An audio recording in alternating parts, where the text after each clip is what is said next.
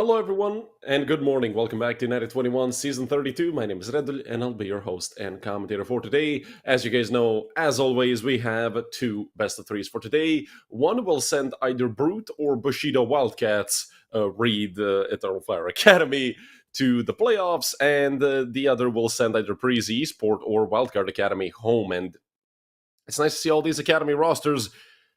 For Bushido Wildcats, we are very familiar with their roster: Tizix, Darendeli, Veg, Kednix, and Rhyme, who we have not seen previously. And for Brute, it's Seiko, Warden, Reels, and Vano, and Nikolai, unless, of course, they have some stand-ins, which I don't think Bushido Wildcats in the previous rosters ever had, like a stand-in situation, maybe just for one game or something. On the other hand, Brute did play with stand-ins a few times, I believe. But it doesn't matter. Both of these teams actually very experienced here at United21. Train picked by Bushido Wildcats, with Brute, of course, picking CT side. Anubis, the only map where you're going to see a team pick T side. Well, that T side was picked by Bushido Wildcats. And if we do end up needing it, Mirage as our decider. And I feel like Mirage is actually a very nice middle ground between these two maps to be a third, if we do end up needing it, of course. Bushido Wildcats might even come in here as the slight favorites. I could also understand somebody saying Brute are the favorites. But I feel just based on raw skill and what they've shown so far, Brute have also had terrible inconsistencies where matches they should be winning, they're either barely winning or not winning at all. And well, here against Bushido Wildcats, you can get exposed pretty quickly.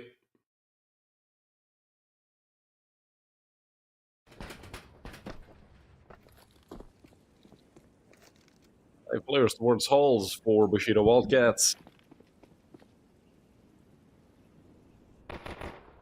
Going down, continuing through upper. I mean, Tizix already found a kill onto Seiko. Warden wants to swing this as well. Well, he actually hits the headshot onto Rhyme, which it didn't look like it connected, but I guess it did. Darendeli out through E-Box, Reels an absolute demon of a player.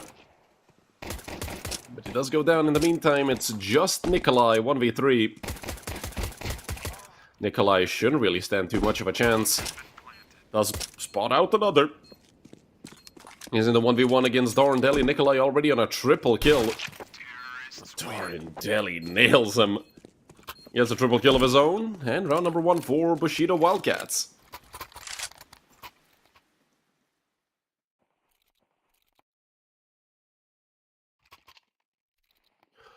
Our X-ray is currently off. That's probably just going to get resolved in a few moments.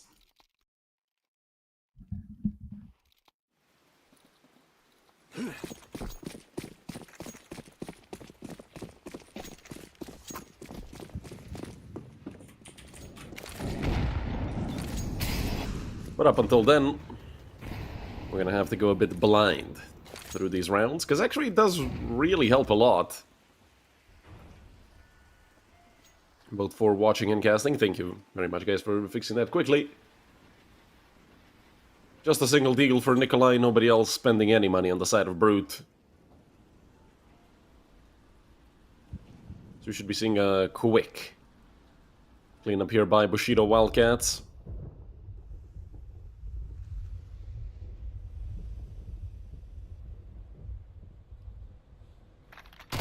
These these Bushido Wildcats jerseys are looking pretty nice. Now that I'm looking at their images, and well, it's only, or rather pictures, it was only Warden to find one. I'm pretty sure there was an AK. Yeah, Tizix is going to pick it up. An easy second for Bushido Wildcats.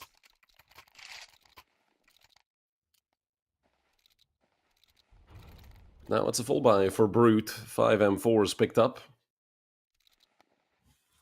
And it's a matter of what can they do here, because, well, if they lose this round, they get reset.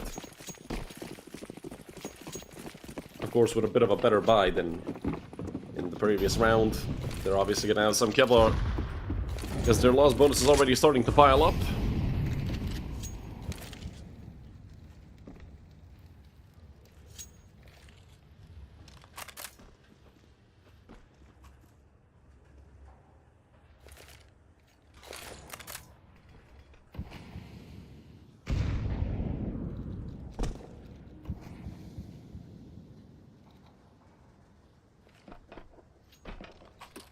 Warden over towards Thomas. And he is alone currently. Vano left him. They rotate over towards A, but smoking lower might be what keeps him alive for a bit longer. But with that utility coming out, I feel like he knows that he's in a lot of trouble, fully blinded and, well, dead. From the side of Zyzzyx, this might even be a save for Brute. Honestly, retaking B side on train when you have no map control is extremely difficult. It's only Realzen who's up close here, just spamming the smoke. That's about it. Realzen should be joining his teammates who have all ran already into Ivy. As I said, Brute gonna be saving those guns. We're gonna be getting dropped in M4 in the next round, and luckily Realzen got to Ivy in time.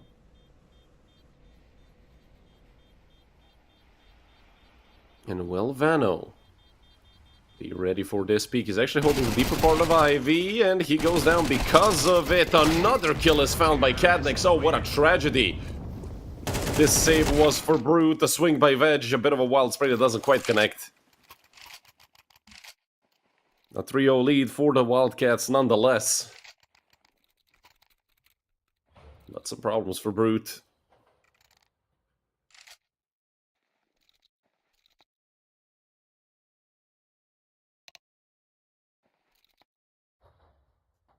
First time out called by Bushido Wildcats. Just to figure out what could they be doing better on this D side, although, well, they're flawless so far, 3 for 3.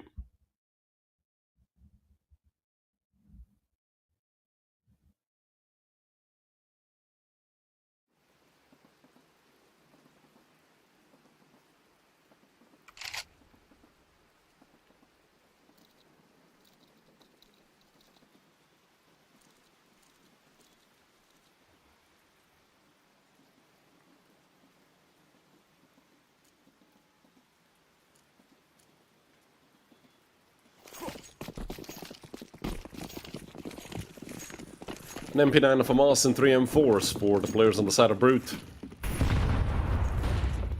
Vanna and Stiko still fragless to start off map number 1. And with this deep smoke, it is a bit difficult.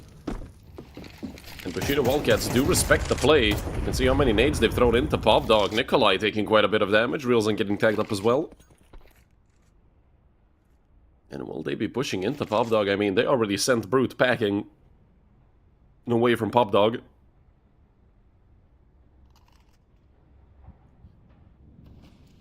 Veg. It's actually Warden to pick up the first kill. And perfectly timed flash, if anything, just to delay the attack of Bushido Wildcats. One player already in main, Realzen behind Electric. You don't want to be jumping up in front of these players. They can see a shadow, but it's a 2 for 0. Bushido Wildcats taking a massive advantage. Vanna only good for 1, and Nikolai only gets 1 as well. At least Cadnix and Zyzzyx in a 2v1. Scratch that, a 1v1 for Cadnix. Warden absolutely deleting Zyzzyx. Both of these players on double kills. It's a matter of who's going to pick up a triple. Cadnix has the massive advantage of being able to go whatever the hell he wants. And he knows, worst case scenario, Warden comes out of con and catches him on timing. There's no way in hell that Warden went all the way to CT. Now that he's making noise, Cadnix has all the info he needs. The spray didn't connect immediately, which had me worried, but Warden goes down anyway. A triple kill for Cadnix and a 4-0 lead for the Bushido Wildcats.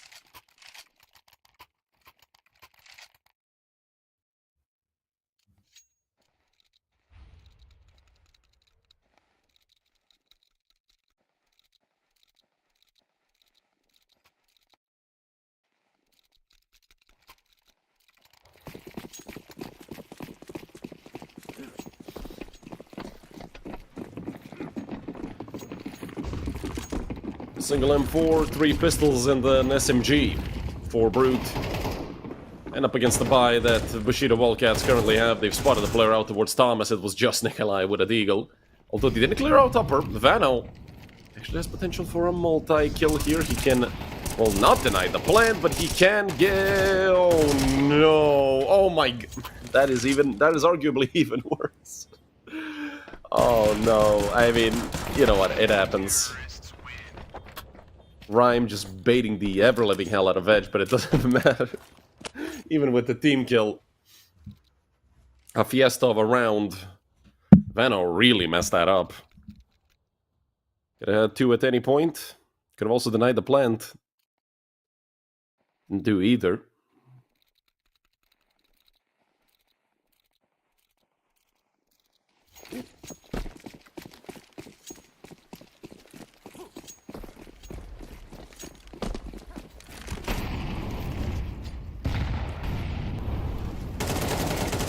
Deli already out towards Olaf. And well, Seiko wasn't ready for it. Rilzen just got flashed off the angle. He tried to pull some heroics. Deli! My goodness! Is this guy an absolute beast? A 9-2 start for him, and he's on for the ace. The spray was just short of connecting, left Warden on 15 HP. Man, did Deli just demolish them. I mean, when you have one player doing all that, you can't really defend against it. Vano should have this easy kill. A lot of Hoppers might overflick on that. It's Sizzix to clean out Warden.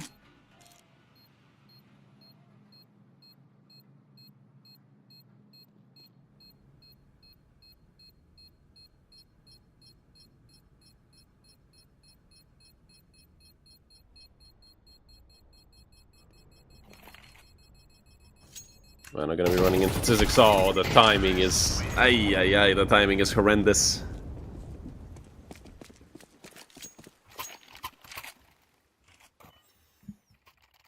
Unfortunate for Vano. Another round where Brute have to upgrade pistols and or get SMGs. Because they're getting absolutely manhandled right now by the Turkish team.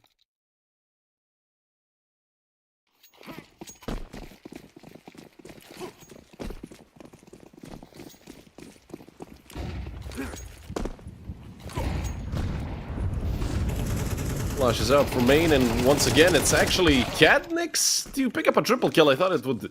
Well, to almost pick up a triple kill, this nade should seal the fate of Rilzen. Let me just Nikolai and Warden, but Nikolai, 2 on the 5-7. That has given Warden a legitimate chance. Both of these players on 40 HP or less, but he picked up an op of all things, and he hits the insta-flick into Deli. Does he know where Sizzix is? The answer is hell no. But that was way too close for Bushido Wildcats. Up against the pistols, Nikolai doing most of the heavy lifting. Doing a lot of damage, plus getting those 2 kills. But in the end, it's still a 7-0 lead for Bushido Wildcats.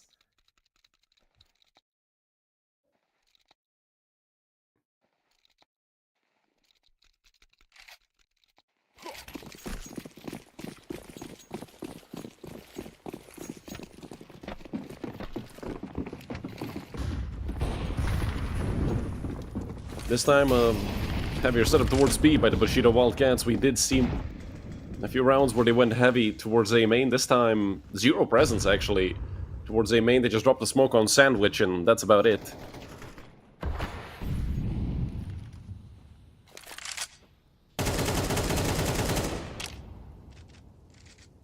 Spam almost connecting. Vano in a very interesting angle. Usually you want to have something to fall back to. He can drop back down, but he risks getting killed while doing that, and, well, the secondary off of Nikolai actually doing a great job. Vano with the off angle takes out Deli. This round has become a lot easier for Brute, but Cadnix is already out from upper. He did make a couple steps, but I don't think Warden heard him. I don't think Warden cares. He just hard focused on this smoke. He flashes out, gets pre-fired by Rhyme, who looks for another Rhyme. Only picks up 2, and that's round number 1 for Brute, finally. They actually get their first round, and, well, it was Vano's triple kill to give him that round. And the Czech team, well, the first one is the hardest. Let's see how many they can actually get here on the CT side.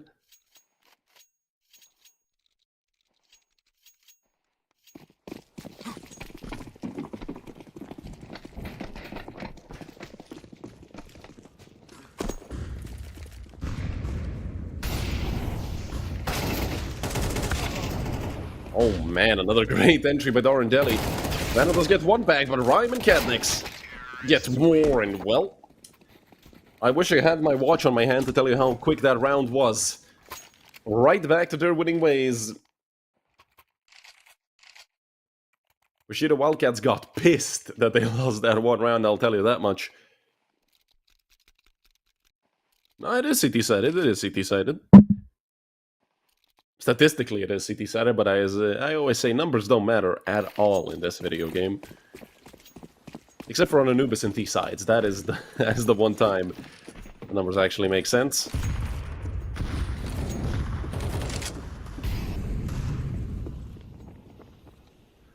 I know up close into main, the 5-7 can be lethal. We've seen many a time that pistol cause a lot of trouble, but look at this. I'm not sure if this is good for Warden or not, I guess it's not. Katnix fully swings into him. Did Zizek see the player towards main? He definitely did now.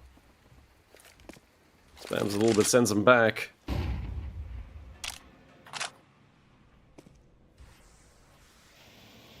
And Seiko is a great Deagle. Play your run boost. Perfect here for Veg. They have the 5v4 and a minute on the clock. All a matter of will they survive these CQC angles. Well, that answers it. One will, one won't. Kevlar for Reelson and for Vano. I mean, if they pick up another rifle, they're going to be a hell of a threat. Even though it's a 3v4, I mean, look at where Rhyme is. He's way deep in CT. He might even have a double kill, or he might have absolutely nada. And now that they know that there's two players over towards CT, Veg, he can turn easily, gets the first, and he knows where Reelson is, but Reelson actually connects on the headshot instantly. Vano's already on the flank. Vano, easiest kill of his life. And now Zizek stuck in a very difficult position. They're peeking him from both sides, and Vano, once again to clean it up. 2 for him. Reelson with 3. And round number 2 on the board for Brute. The best they've looked all game is just with pistols. Either double up or pistols. There's no in between for Brute. But I feel as long as they win some rounds, they're going to be happy with it, although CT side train, Bushido Wildcats are a force to be reckoned with in general on this map, not just on the CT side.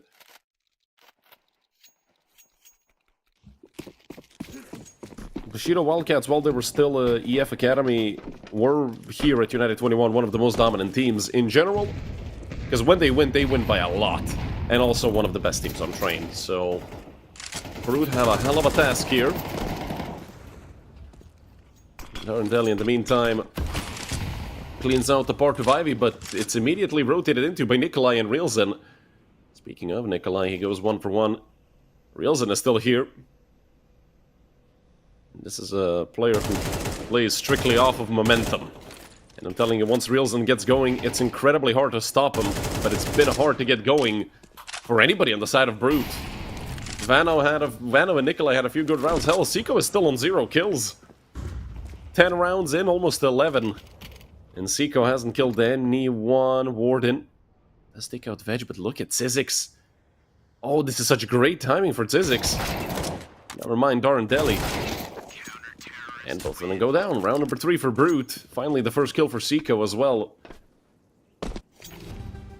And look at the money on the side of Bushido Wildcats.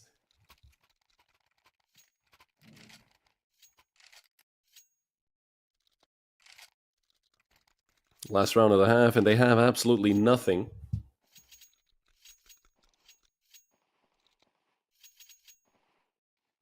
Well, I can't really say nothing, but it is a weak buy. 3 Mac-10s, 2 Tech-9s. And is this the B-Rush? Smoke towards Sandwich and flashes on A once again just to try and hold him over there. Actually, Vano having an op might be the best possible thing here for Bushido Wildcats. He does not connect them to anything. And that's an op in the hands of Rhyme, who immediately puts it to good use. But Katnix get traded out. Rhyme with another. They were not ready for Warden. Darendeli drive by.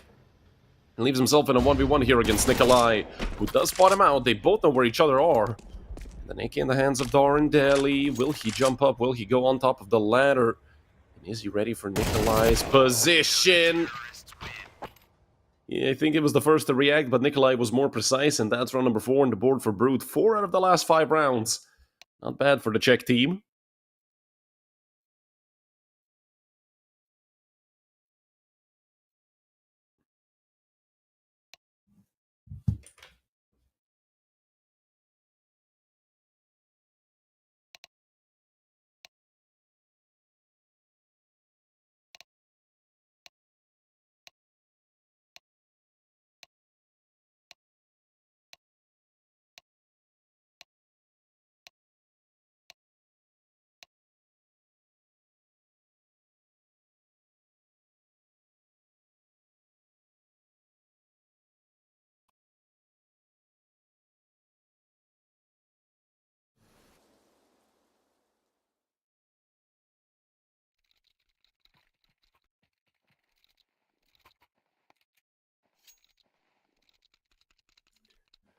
So now going to be getting underway.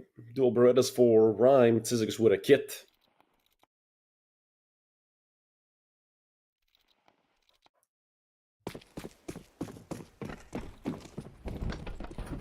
Five sets of Kevlar for Brute.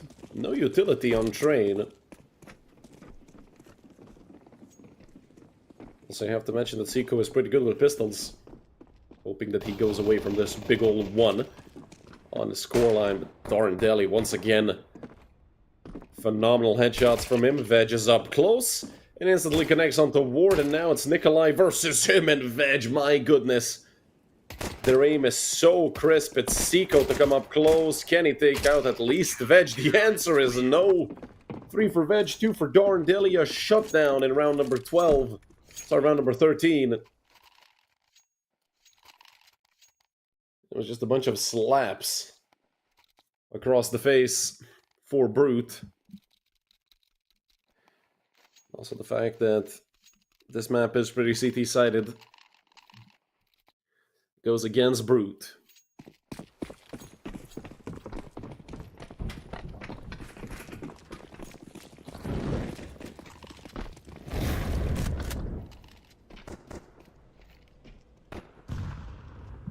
Five-man setup towards Ivy for Brute.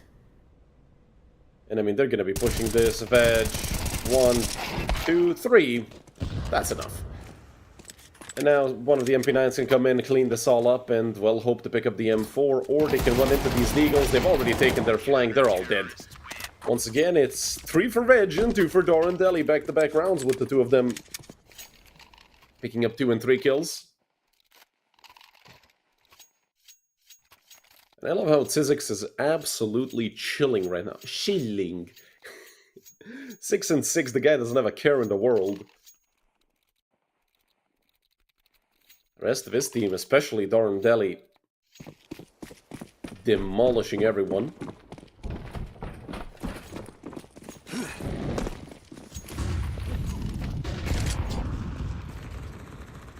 Veg up close. Oh, just misses. Trying to run the gun with the M4, that's not going to work out. Darn Deli not ready for Warden, but Tsiziks, it's another team kill. This time Seiko into the back of Real Zen, and, well, Tsiziks nearly got another with the MP9. Nikolai falls. It is Warden to get 3. Vano with 2. A 5th round for Brute.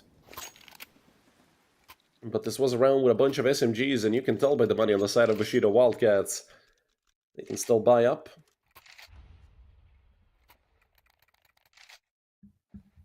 First timeout used by Brute, surprisingly. The first one, considering they were losing at 1.7-0.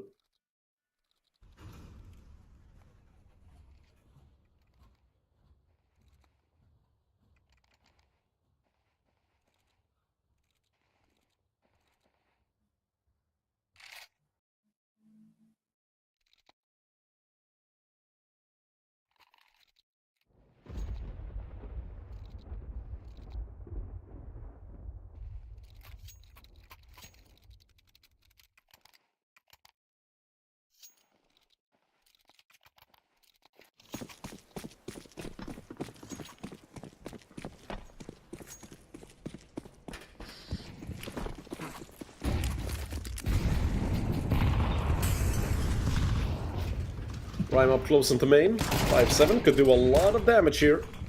Smoke thrown, and he wants to swing over top of it. Rhyme. Great shot, but bunch of trade frags come back the other way. Veg. A great double kill, leaving just Nikolai, who should barrel stop Zyzzyx in the... Oh my goodness, he actually turned around. Although I do think Nikolai was very low, so Zyzzyx could have easily killed him with that body shot. Not sure, but great turnaround by Zyzzyx. He hasn't gone cold. Even with lacking all the action his teammates have been picking up. And I mean, same stuff as in the previous half. Brute went around, and then it's some monstrous play by the side of Bushido Wildcats, and, well, round over.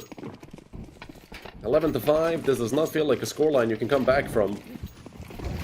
I mean, if anything, you know, with us mentioning the CT side being extremely strong on Train, we also have to mention the fact that their money could easily break. Zyzzyx through the smoke, switches to the pistol, and it's Darren Deli again. Seiko just nailed both of them, and I mean, this is what I was talking about. Seiko is phenomenal with the Deagle. Unfortunately, this entire map has been tragic by Seiko. It just leaves Vano completely alone, 1v3. Does have helmet and Kevlar.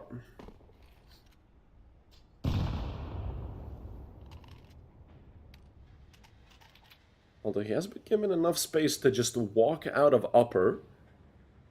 Zyzzyx could be dead because of it. Oh, Katnick spotted him out, I'm pretty sure. Yeah, they're laser focused onto that position. Zyzzyx should pick up the Galil, although he stays on an MP9. I think he tried to turn around for the AK. I think that was Darren Deli's. I mean, not sure if it... Yeah, it was an AK, I think. But it doesn't really matter.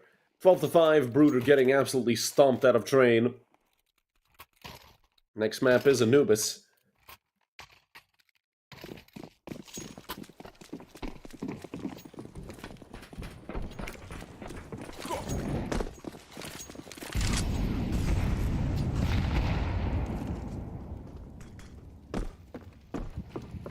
Once again, a bit of a heavier setup by Brute over towards Ivy, and for potentially the last round of this map, their buy is looking pretty weak. Not a single AK. The only rifle they have is a Galil.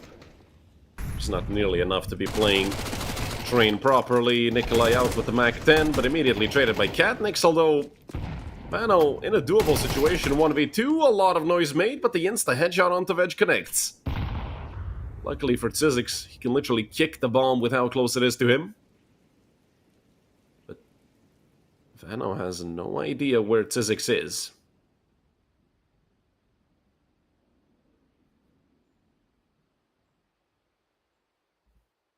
Where will Vano go? What will Vano check? 50 seconds on the clock. He clears out his flank, knows that it's clear.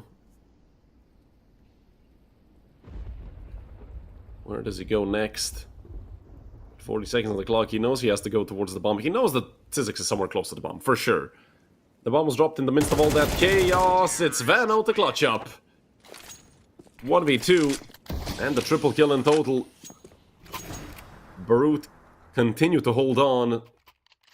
But for how long? I feel like this is just extending their suffering. Veg got himself a glass cannon op. The rest of his team... Helm, they might as well go full eco and get a full buy in the next round. Darndelli had some extra cash. But that hero op is looking very scary in the hands of Veg. I've seen this man do great things with just an op in his team, not having anything else many times. Although with the fast play towards A, Veg isn't even gonna get a chance to play the op, but Katnick's will. Although that is a deal and not an op. Nade thrown on top of Katnick, he's incredibly low. Rhyme, I can't believe Nikolai actually connected on the dink instantly. Veg should probably look to knife out and get the hell out of there. Because he really would like to save this op.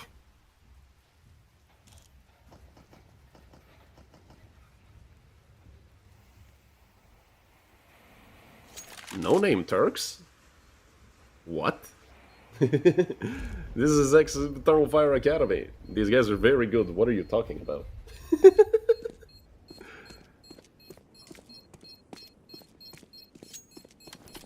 I mean, for the 50-50 thing, sure, both of these teams are really, really strong, but what? No-namers. Nikolai found a hole to crawl in and not die from the bomb plant. 7 rounds on the board for Brute.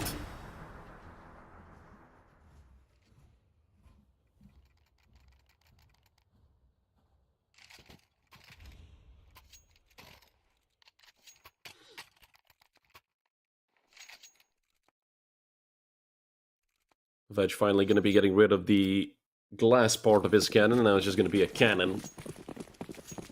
3 M4s and an MP9, a decent chunk of utility for Bushido Wildcats. Sandwich smoke once again. This, of course, by Brute and Rhyme and Darndeli. Taking a bit of damage. Around 20 on both, and it is Darndeli to go down first. Rhyme turns back around. They're still ready for that smoke to be pushed by somebody. Seiko having a very rough game, but he is making it a bit better. Veg connects onto the first, but can't quite scope in for the second. That leaves Tizix to get absolutely deleted by Warden. Rhyme completely alone.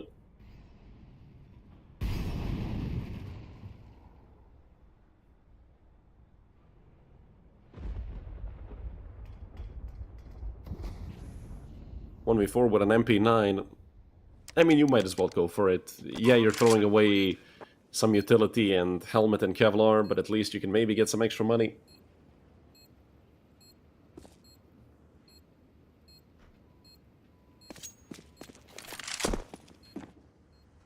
And Rhyme should be hearing all of this.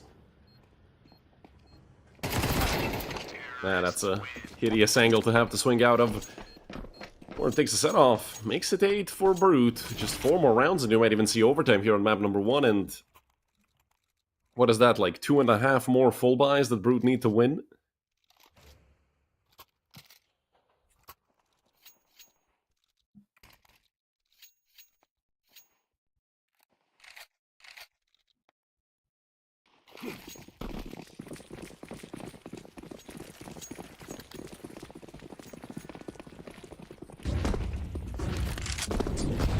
Warden out quickly, over towards red. He knows about one player, not about the other 15 that are sitting on E-box, but my goodness, what a cleanup this has been. 4 for Reelzen, 1 for Nikolai, an absolute shutdown on this anti-eco round. And second tac pause called by Bushido Wildcats. I feel like they should just use a tac pause ahead of every full buy round they have left, because they're going to have one now and one more at 12 to 11.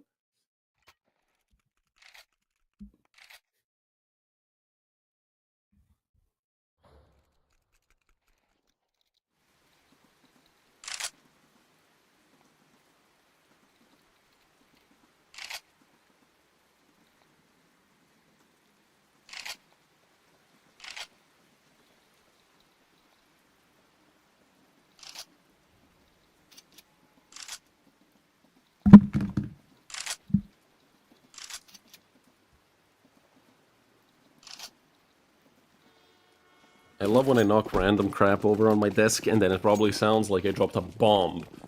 Because I have a condenser mic.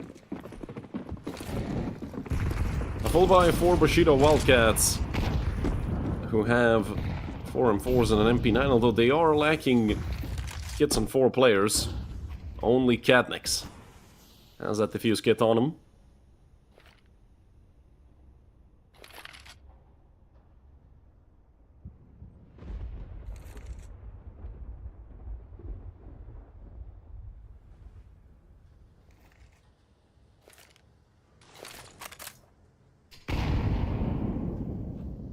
Once again, seems like Brute are setting up for a hit towards B. Seiko making some noise over towards A main, but Katniks isn't moving an inch. Now he is going to go forward, actually go back and then go forward. He could take a lot of space for his team. Tizik's burning up. He finally finds a safe space. He's been kicked out of Thomas, doing a decent chunk of damage there onto Nikolai. And finally, Tizik gets taken down. It's a 4v3 in the favor of Brute. Rhyme somehow isn't burning from that. Right on the edge of the molly, and Katniks, look at the drive-by onto Warden. And they couldn't even get the trade. It's a 3v3 now. Nobody's on the flank. And 1 for 1 just keeps this even. Vanna has to reload the op. Bomb does get smoked. They have a kid on Kadnix, and they're just going to be holding upper peak from lower. Kadnix still defusing, and he sticks it all the way through. 13 for Bushido Wildcats, and a 13-9 victory for the Turkish team here up against the Czech Brute. I mean, that 7-0 start, with that, you really can't lose the map. It's Bushido Wildcats to go up 1-0. We're going to be going on to map number 2, which is the pick of Brute, which is going to be Anubis in about 10 to 15 minutes. And with the fact that Bushido Wildcats got to pick the T side, it's not looking good for Brute.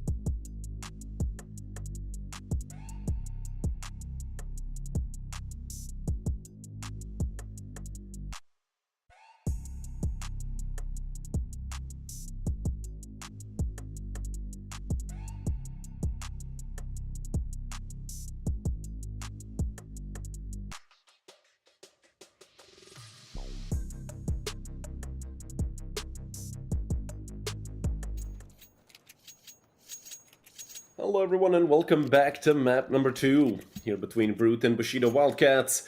Map number 1, the pick of Bushido Wildcats, was a relatively dominant victory, even though the scoreline might suggest otherwise. 13-9 not being the biggest stomp, but it didn't feel like Brute had much of a chance throughout the entire map. They started off 0 for 7. Hopefully they have a better start here on Anubis.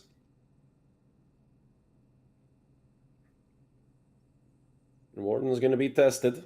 Does have a Nikolai next to him as well. 2 pairs of dualies and both of them get absolutely... Oh my goodness, will anybody actually hit the headshot onto Nikolai?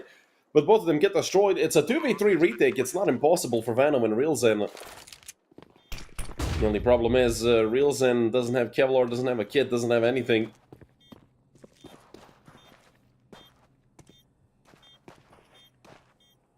He's going to be the first one to come out. Kadnik's right around the corner, has been spotted out. Flash from main, mostly blinding themselves. And all they have to do is hold on for 5 more seconds, and I mean, they've won this round. They don't have a kit. And yeah, this round is over. Rhyme picks up the last 2 to make it 1 for Bushido Wildcats once again. Winning the first pistol round of the map. This time, Brute are actually going to be forcing up immediately. Not sure how much I agree with that.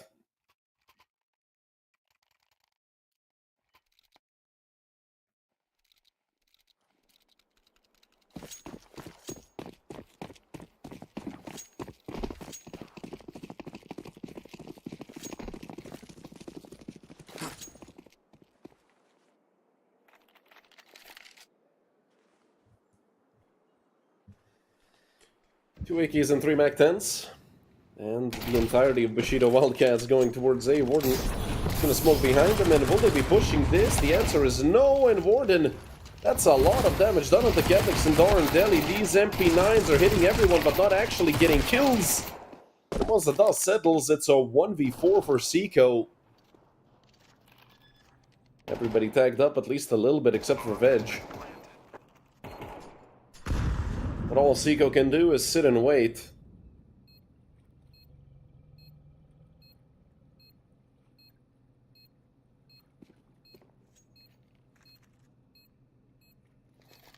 He's gonna try to at least get a single kill, but there's no chance. Here for Seiko, he's gonna fall back. He actually has some utility that's gonna be very useful to save. That's exactly what he's doing. They are chasing him down, and it's gonna be an impossible task to survive this. Seiko, he might even get knifed. Well, he won't get knifed, but Zizek's gonna splat his head on the wall.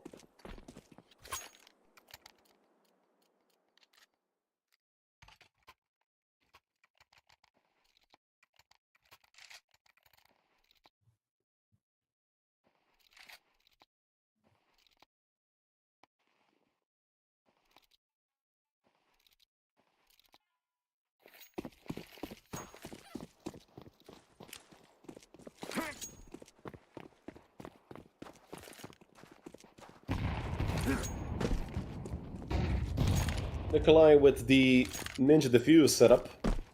Smoke and kit, but they have went mid. Zizix is gonna have his hands full in a moment, maybe even Rhyme.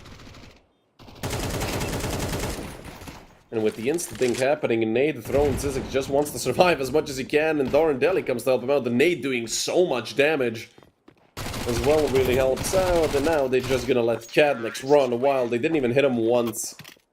A 3-0 start for Bushido Wildcats.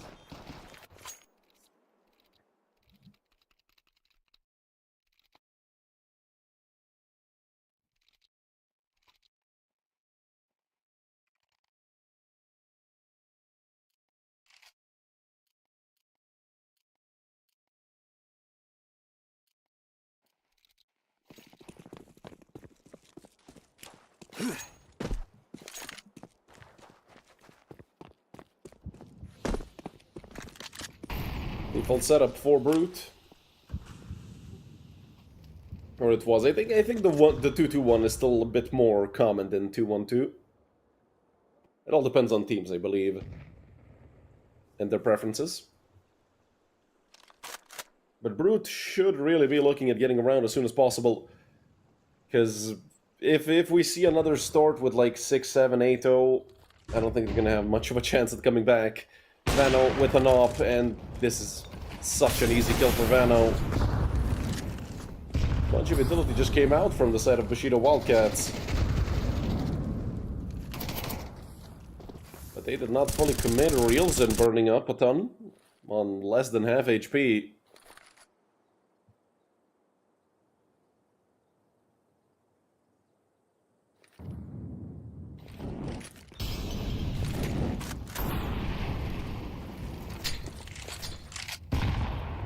Complete miss of an aid, but shouldn't really cost them much, although Reelson found another kill for Brute. So a 5v3 now, they're making noise now. They've come out to the bomb site bull, they clear out Seco, they will.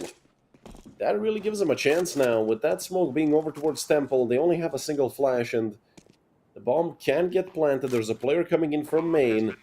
If they can take out Nikolai, they're gonna have a chance at going up 4-0, but Nikolai strikes and he takes out Sizix. Veg get flashed by that at all. A lot of noise being made, and well, Darndelli only picks up one in that 2v4. 2 for both Vano and for Nikolai, and round number 1 for Brute.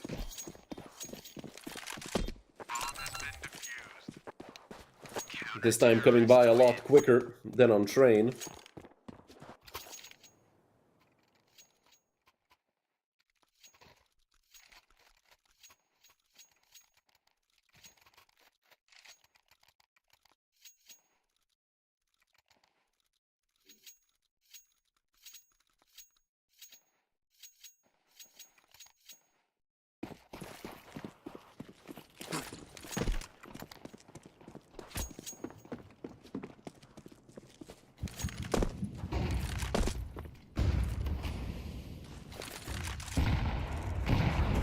A full buy here for Bushido Wildcats, but they might be facing a reset after this round. I'm not sure, but it doesn't matter what they're facing. Sizix takes 2 to start off the round. Seco did get 1 back. But still the man advantage going the way of Bushido Wildcats.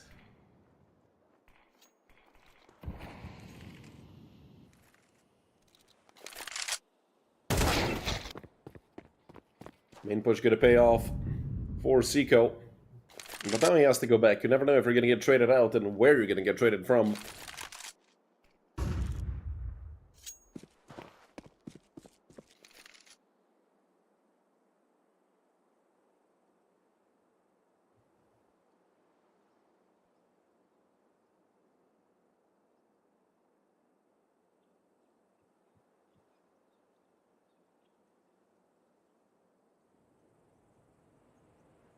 Seems like Bushido Wildcats are going to be heading towards B. Only defended by Seco, and Seco has to clear his own flank. Because I don't think Vano was holding mid the entire time. This could be some bad timing for him. They have 2 smokes, right? One has to go towards the CT cross, but maybe it doesn't. Well, Sizix, he's not the primary offer. He can be forgiven for missing sometimes. But if anything, they do get the bomb down. It's a 2v3, it's not impossible. Seco also won for the ace, 3 kills so far in around his first 3 of the game. Now that he is joined by his teammates, 25 seconds left in the bomb. They have 2 kits, so time shouldn't be that big of a factor, but they have 15 more seconds to clear out the entire bomb site. Flash was perfect. Darndelli swings back out into Vano. Rhyme is able to get 1 kill. Drops the nade immediately. Molotov not gonna touch him immediately, but he has to swing this. He has to swing this. The fire didn't reach. Neither will Rhyme speak. Vano and Reelson bring round number 2 on for Brute.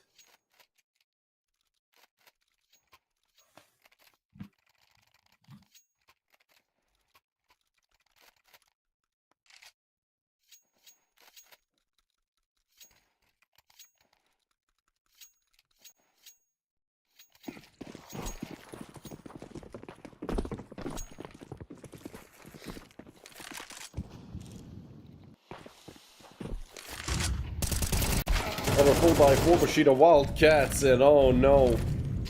I was gonna say how they're about to run out of money if they lose this round, but Brute I mean, this double pick from Khan fell flat on its face. Luckily, Seagull is there to get at least one trade, but it won't matter ultimately. And with Vano missing twice, it might be time for both him and Warden to just hit for the save. Because there's no chance for the two of them to do anything in this 2v4.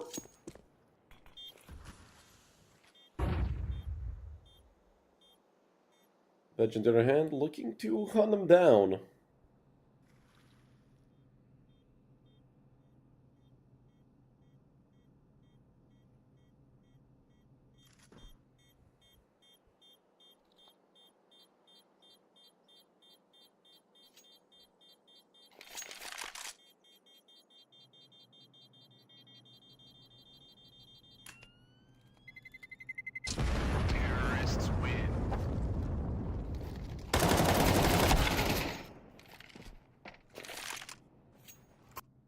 Let's call that a sacrifice by Warden, so Vano could survive.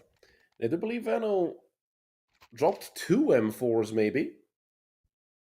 I mean, hell, this is going to shape up to be, I think, a better buy than Bushido Wildcats could ever expect them to have.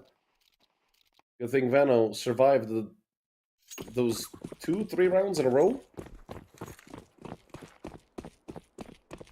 And a chance to be a massive surprise here against the Bushido Wildcats.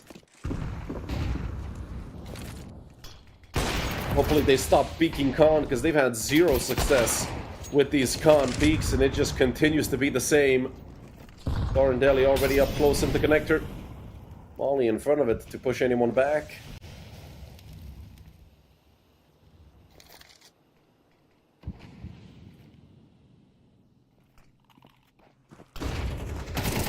Flash out. But it wasn't perfect, and Thorndelli actually picked up both kills onto Nikolai and onto Zico. They know where Reelson is. And Molly might even finish off a Veg if he doesn't move in time. Actually, it's not even going to touch him. Veg already gone. It's Warden and Reelson both on mid. Warden. Actually, Reelson, my apologies. Spotted out that he's better than Rhyme in that duel. And him and Warden holding off mid with all their might from both sides.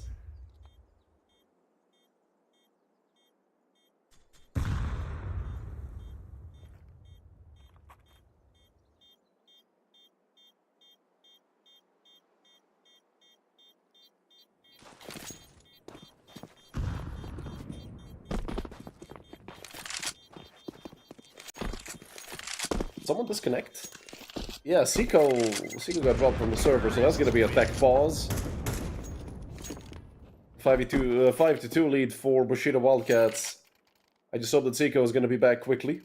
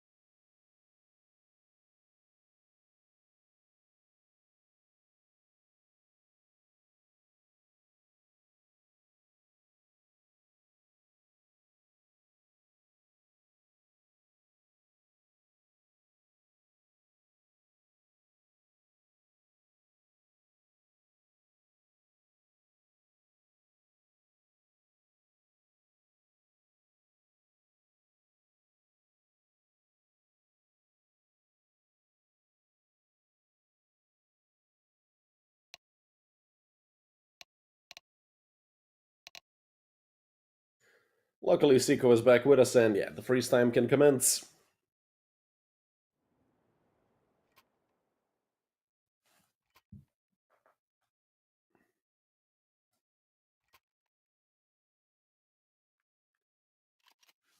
A very good start for the Bushido Wildcats, up 5-2.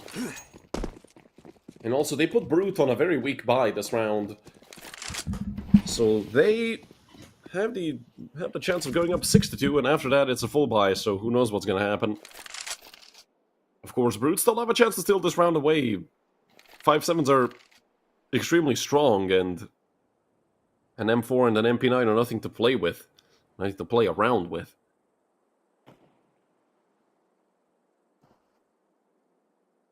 But of course, the massive lack of utility and otherwise the M4s, because they only have one, is going to be pretty apparent once those duels start coming out and once the execute actually hits from the side of Bushido Wildcats.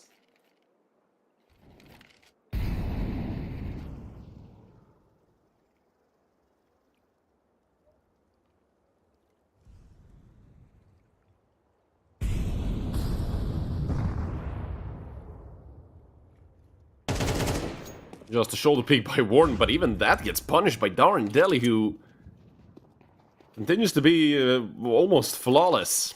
I mean, we saw on train how good he was. Nikolai is a dead man. Couldn't even get some damage off. Veg on mid already posted up on the angle. Helped out by Rhyme.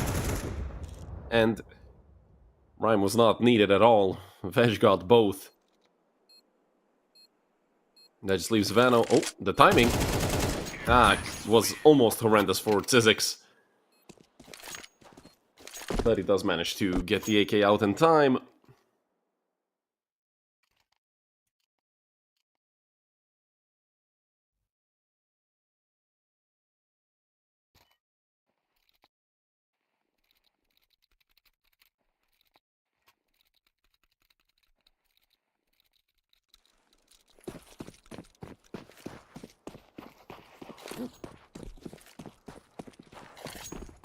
Fast smokes coming out towards B, and it does feel like it's going to be a quick hit. There's 3 players here, but all 3 of them have been cut off with the smokes. Nikolai over in Con. It's Vano to find the first kill. Veg doesn't have anyone to flash for him, so that might be a bit of a problem. Because Nikolai is right behind the smoke. And of course Veg has an op, so he has to play with a Tech 9.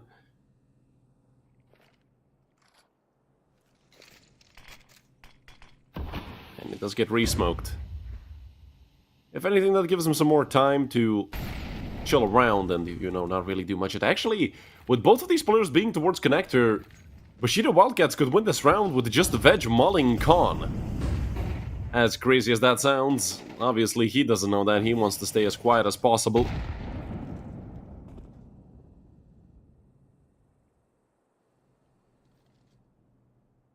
Now, they've also called Vano back towards B. From Temple, he can be a massive threat, and he finds a second of the round, but it's Veg to find another for the side, well, of Bushido Wildcats, but that does not matter. Seiko and Vano shut him down. Vano with a triple kill. Vano's been having a pretty good best of 3 so far. He's been consistently the best player for Brute throughout these 2 maps.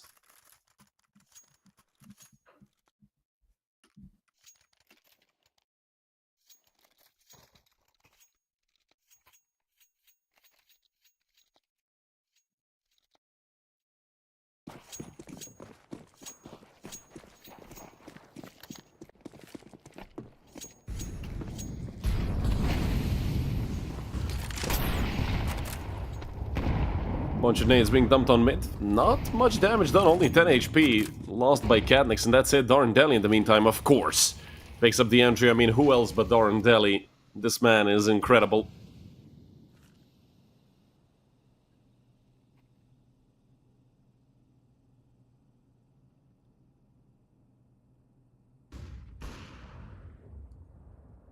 Darren Deli to get tested. You could tell he fell asleep on the angle a little bit, but the way he jumped, essentially, with his crosshair, and he even connects onto Nikolai. Oh no, Darren Deli absolutely shuts them down. A 4 versus 2, and Warden, just 1 kill so far, gonna need to get at least 2. He doesn't even get a single one. Vano misses, and now they know where he is, and Vano just books it for the hills. Knife out, hoping to stay alive. He is getting peeked from Temple. Man, these shoulder peeks are so annoying.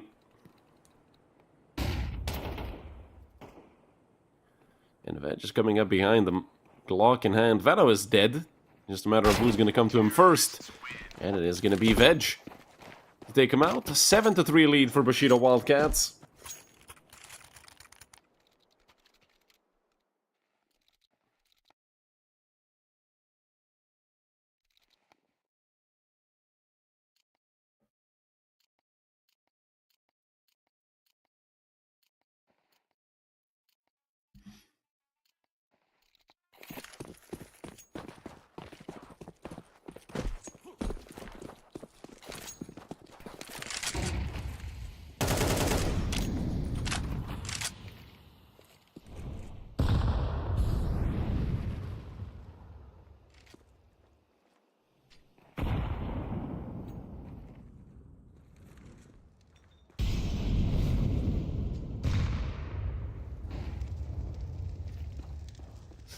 Upgraded pistols and a single SMG for Brute.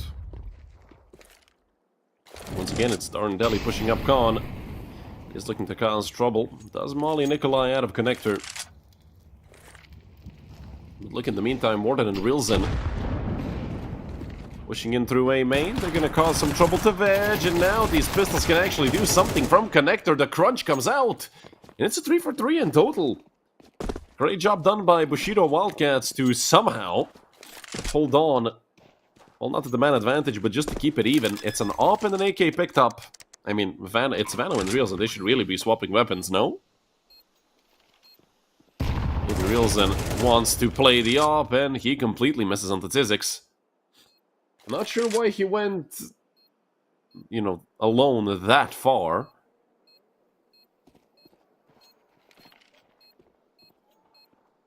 Vano, could he see someone over the smoke? I don't think he spotted the player in heaven. Gadnix should essentially peek out and just nail him in the head. Vano, even if he got that kill, I don't know if he would have had enough time, but it doesn't matter. An 8-3 lead for Bushido Wildcats. If anything, Brute can buy again, but it's not looking great for Brute. It's another map where Bushido Wildcats are giving themselves a big advantage at the start.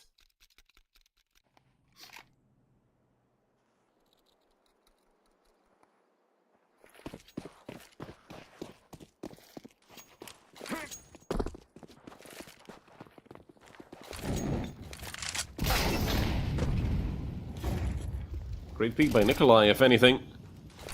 Give Brute a chance here in the last round of the half. Vano doubles up the advantage. Nikolai burning a lot. There's a bunch of utility throwing a lot of damage, and Zizix gets a double kill with the Molotov. From a 5-on-3 to a 3-on-2. Vano still looking to hold on here for Brute. As I said, he's been consistently their best player. He's gonna get mollied back. Does burn a bit. Rhyme. That nade is gonna do good damage onto Vano. Leaves him with 7 health. And unfortunately, Warden sort of has the bait Vano in this situation, but Reelson did get a kill. From main, Rhyme, he wants to bait out the shot. He does get away with it, but he has to get traded out. No chance that Warden misses this. 4 rounds for Brute. It's once again an 8-4 half in the favor of Bushido Wildcats.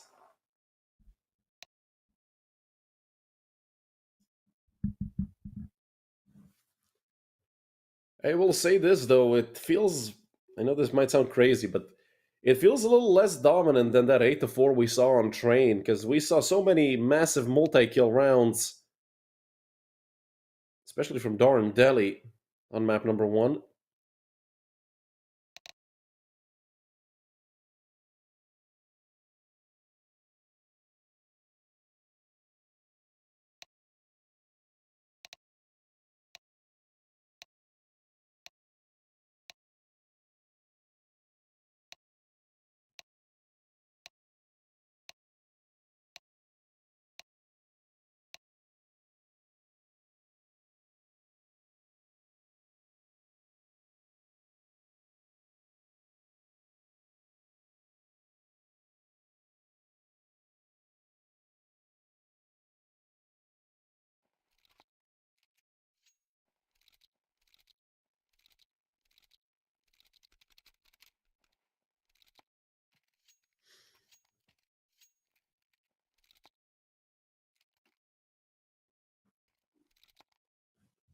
very important pistol round for Brute.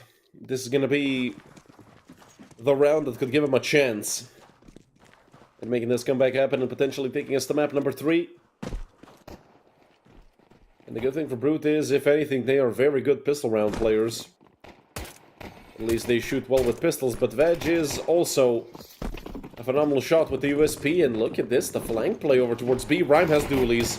Oh no, this could be an absolute blender. Rhyme, he doesn't get anything actually. A 4v4 and insta-dink by Warden. But Veg did find another kill to give the advantage back over to Bushido Wildcats. They have to swing this and they both go down. That only leaves Vano. Oh, they were so close to making the play happen, and now it's just Vano. The bomb is not even planted for him, and they can stick it all they want. Veg also with the kit. So Vano really doesn't stand the chance. He picks up the dualies. He's still getting swung on by Veg. Veg is gonna take him out as well. That's horrendous for Brute. And the 9-4 lead, if anything, Brute did get the plan so they can buy if they want to. But I don't even think it's worth buying here. I legit think they should either have buy or eco and hope to God that afterwards, in round number 15, they can actually, you know, play the game with 5 AKs and whatnot. But look at this, Darndelli and Sizzix. They immediately took B main control. And look at the rotation that instantly comes out. There's 3 players on the A bomb site, confidently on the A bomb site. Sizzix also about to clear out mid. I mean, all they have to worry about is a potential timing that somebody came through from mid, but they are aware that that's not gonna happen. Sizzix already behind them, and that's an easy kill for Sizzix. He can go back towards B, although they did leave B fully. So if Nikolai does get to the bomb site, he will be a thorn in the eye of Bushido Wildcats.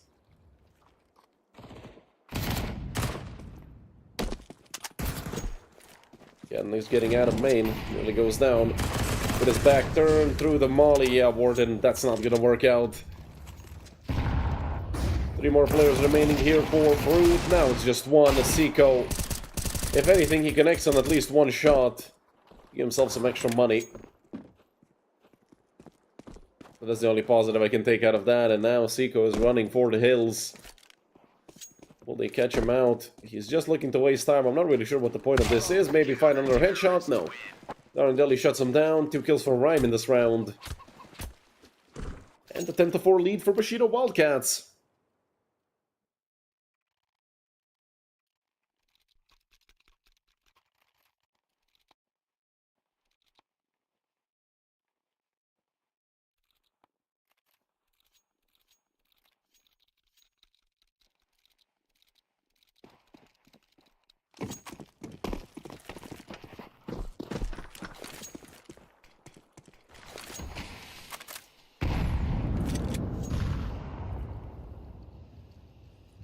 Sizzix right behind the smoke. There is a flash in the hands of Warden, but again they've pushed B main. Sizzix, oh, he's just gonna line them all up through the smoke, isn't he? He has Veg to help him out as well. And Rhyme. Warden's the last man alive. He doesn't stand much of a chance.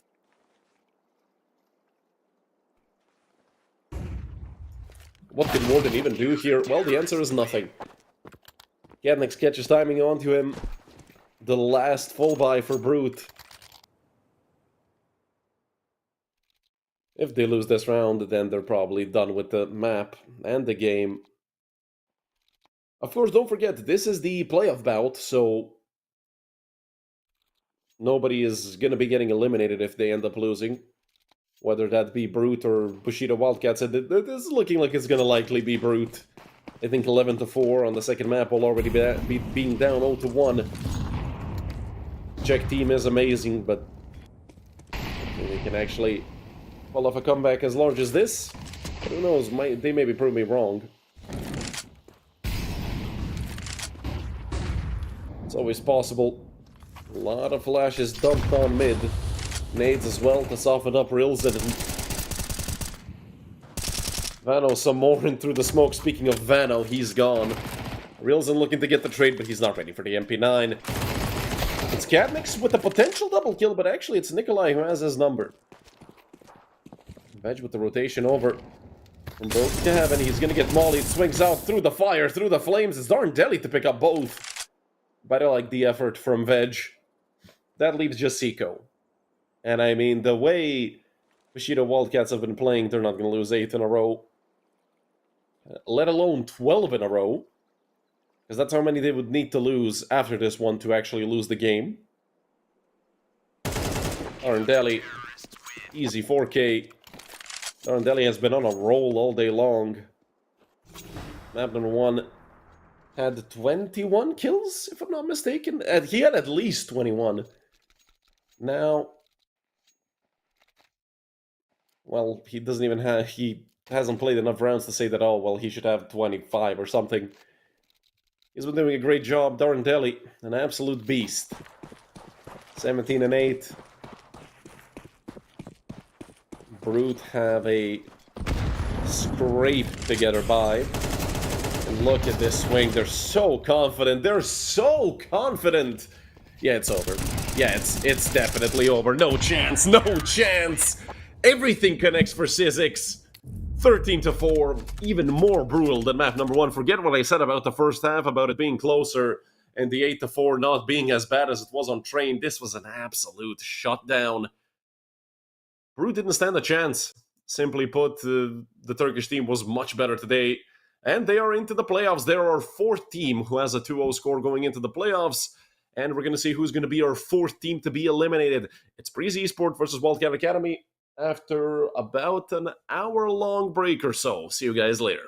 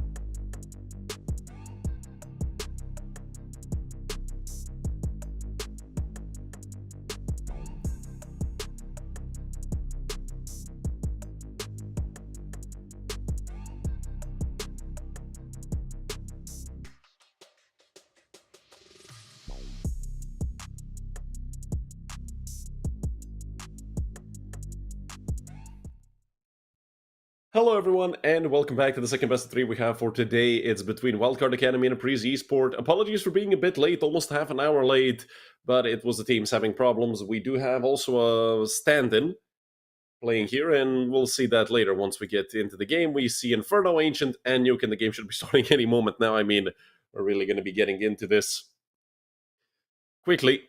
That's an extremely small Wildcard Academy logo now that I look at it. Or a really big Preasy Esport logo as well. CT said start for Preasy Esport. He said start for Wildcard Academy.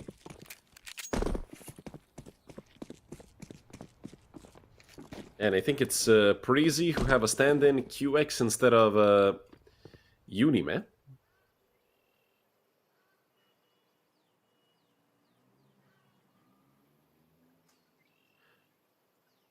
Actually, it's Becker who's standing in instead of Unime. My apologies.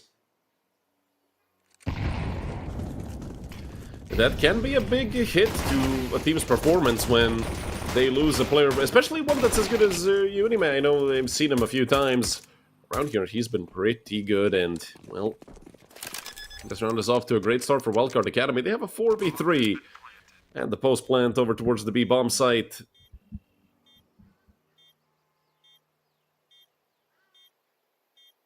No kit to be had, unless they can pick it up somewhere along the way, which I don't think they can. They have less than 15 seconds to clear out everybody who remain on the side of Wildcard Academy. That's just not possible. They have to run away. Griller and Becker, I mean, the best they can do is save Kevlar, and even then, I don't think Becker is going to be getting out of here alive. He's done to Sen, and only leaves Griller. He's running the hell away. Might turn back to swing into Sen. Sen will take some extra damage from the bomb, I believe. Yeah, won't even survive to see the bomb explode. Some extra money there for Griller, if anything.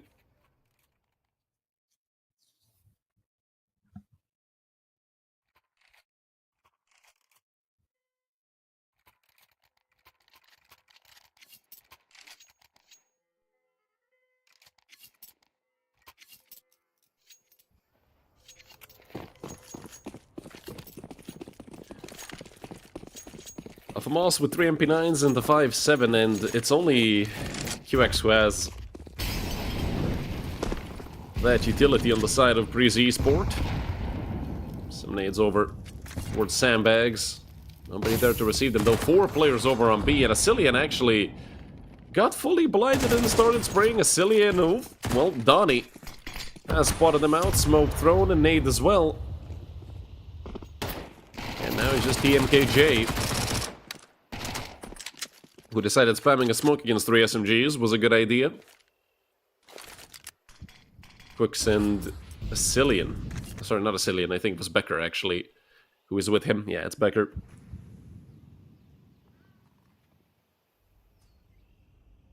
But Wildcard Academy are doubling back into Banana.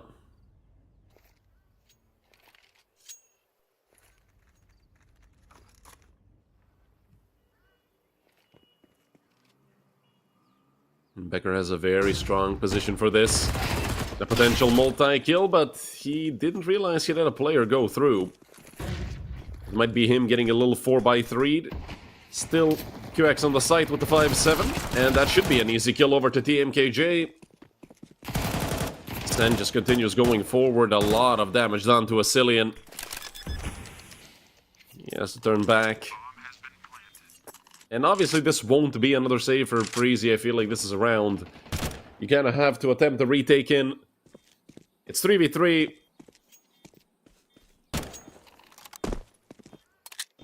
But judging by the body language of them, they're not really keen on running into the bomb site and getting killed.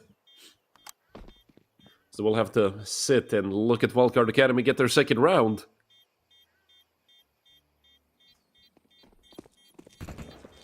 But the good thing is, it does seem like most of them are going to survive. And even bonus kill for Nico. Terrorists win.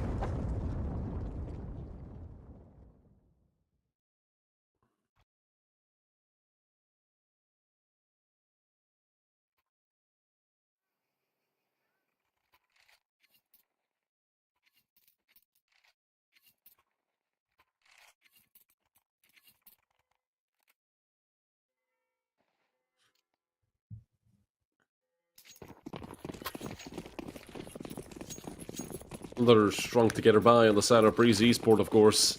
Mostly using what they saved over from the previous round.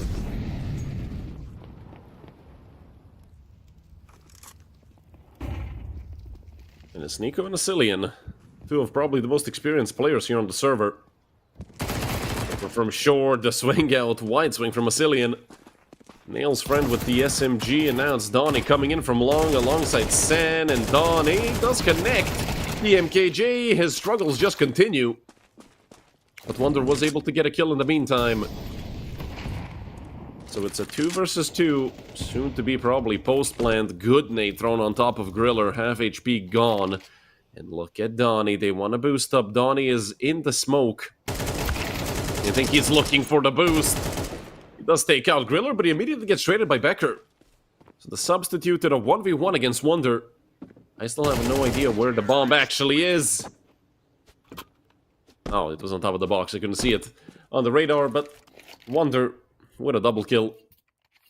Brings round number 3 on the board for Wildcard Academy. The good thing for Preasy is that they did so much damage on a round where they didn't really spend any significant amount of money. Yeah, QX has to go on an SMG, but that's about the only missing rifle here for Preasy, and they have an op for Becker as well.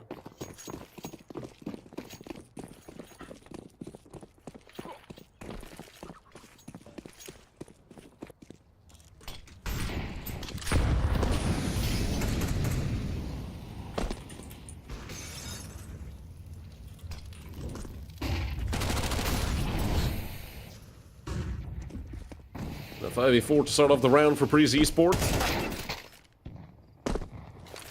Nico taking another kill in the favor of Preasy Esports, and at this point, this is a round that you really can't be losing. Yes, Nico is very low, but still a 5v3.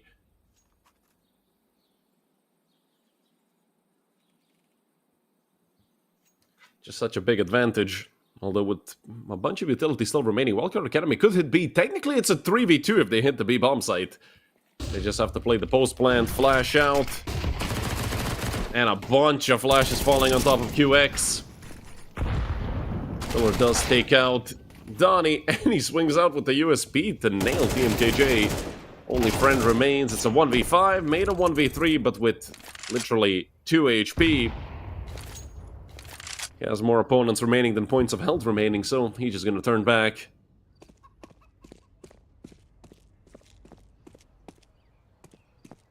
And it's already Nico who's come through library.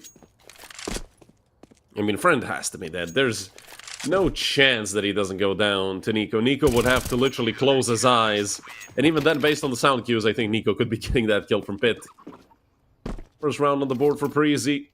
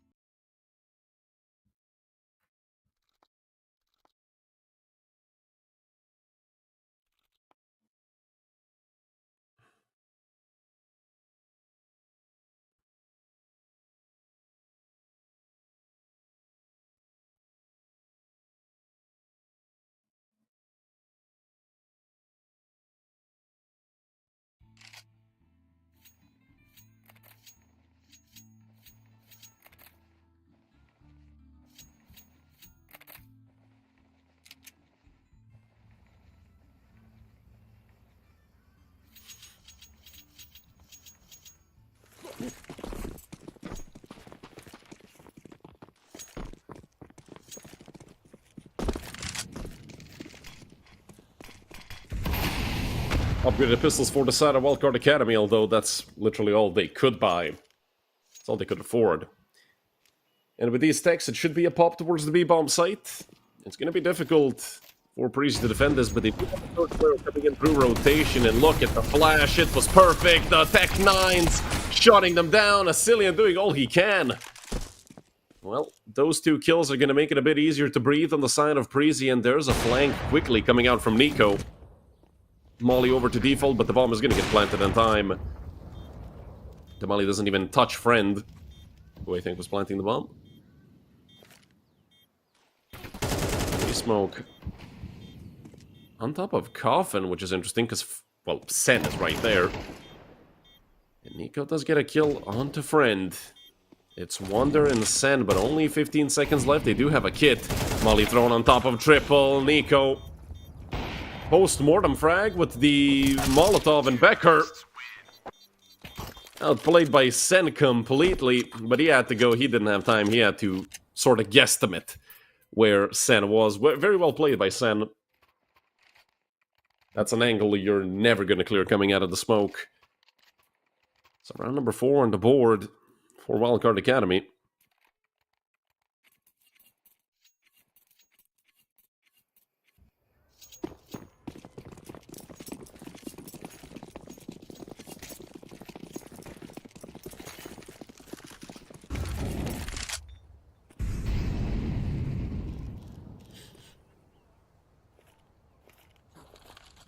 Preasy a round away from being reset. This is a very important round for either team. Both teams are gonna be without money, except Preasy actually have a loss bonus. Wildcard don't. They are in 1400.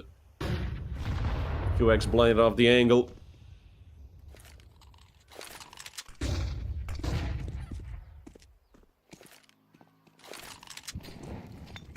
Just hoping to get somebody maybe getting boosted up.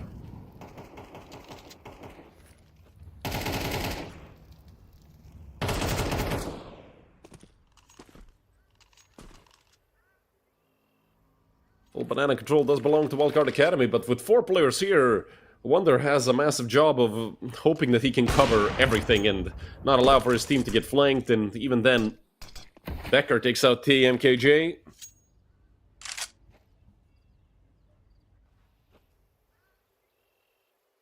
He falls back deeper into the bomb site. Even this defensive smoke gets dropped. QX still has a Molotov. And if he saves it, that could ruin the plans of Wildcard Academy. A Cillian full clears apps. And Wonder is making the rotation over towards B. 20 seconds on the clock, and it seems like Preasy have the perfect read. The molly should be coming out any time now. It gets dropped. And will they push it, or will they... Well, they kind of have to wait now. They didn't put it out already. QX swings with the flash, and this is a perfect B defense for Preasy. A Cillian already on the flank. Friend's kill, I don't really think matters that much. They are getting frags, but not nearly enough. Time has run out. Wonder all he can do is hope that they allow him to save, and they will. But that's simply Wildcard Academy not having any presence across the map. Yes, Wonder was there watching the flank, but he can't put pressure on apps. He can't put pressure on top mid on his own.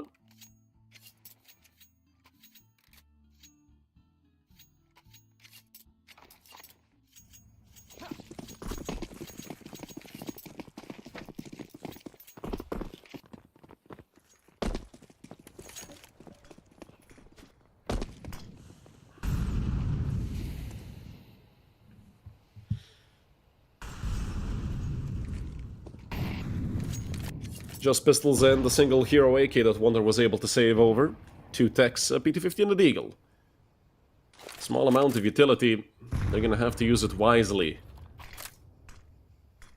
And with that smoke being thrown into apps, that might be a bit of a double-edged sword for Preasy. Becker completely misses, and Sen, well, as I said, that smoke could be a double-edged sword. Nico goes down because of it. But a Cillian doing a lot of damage. Leaves Wonder on just 3 points of health. That AK should be swapping hands. Probably to TMKJ so he can get the Deagle. TMKJ is very far away, so somebody else should probably pick up the AK. Everybody have Kevlar. Well, look at this. 5v4. Preasy know how hard of a bomb site this is to retake. One of the hardest sites to retake in the entirety of Counter-Strike. Historically and right now, in whatever you want to think. Or whichever time period you pick, the A site of Inferno was notoriously difficult to retake, so I'm gonna throw in the towel for this round and say, screw it, we're gonna save our weaponry and try to take care of our economy.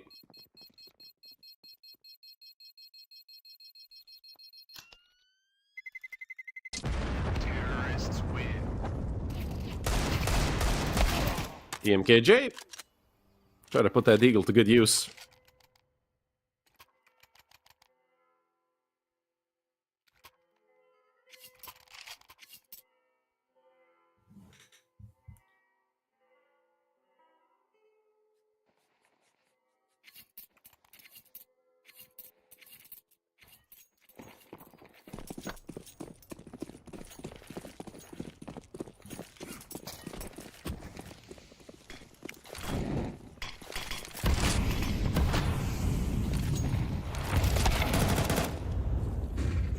And a quick double kill to open up the round for Preasy. Both the MKJ and Sen go down. So now it's a matter of 5v3 Preasy. They have to capitalize on this. It's simply a round you can't afford to lose. Sicilian is making a lot of noise towards long, and he does read the bait that he made himself. Friend going over into Cubby. He swings out, and what a peek from Friend. Unbelievable that he actually gets the kill that quickly. And now it's Nico and Becker in a bit of trouble. You don't know if anybody's going to be coming from top mid or short, but all three members of Wildcard Academy have already gone through into long. Nico, he just swings out and gets his head ripped off. Now Becker has to wait. He can't afford to try any heroics. Because if he goes down, the entire round goes down with him in a 5v3. Turned to 3v3. If anything, they have a short control, and most likely they're going to figure out they have a long control, but with that smoke, you're going to have to wait for about 15 seconds, or maybe try to push through it. They have 2 Molotovs, 4 flashes, and a nade. They can literally do whatever they want with this utility, but Becker opts to not molly anything. I mean, hell, mauling the side, mauling pit, mauling anything at all would have been good in this situation, and they just get crossfired and taken out from this retake. Becker has to run. He's not even going to connect on that fadeaway shot. And unbelievable, once again, from a player deficit. Wildcard Academy take the round and make it 6-2.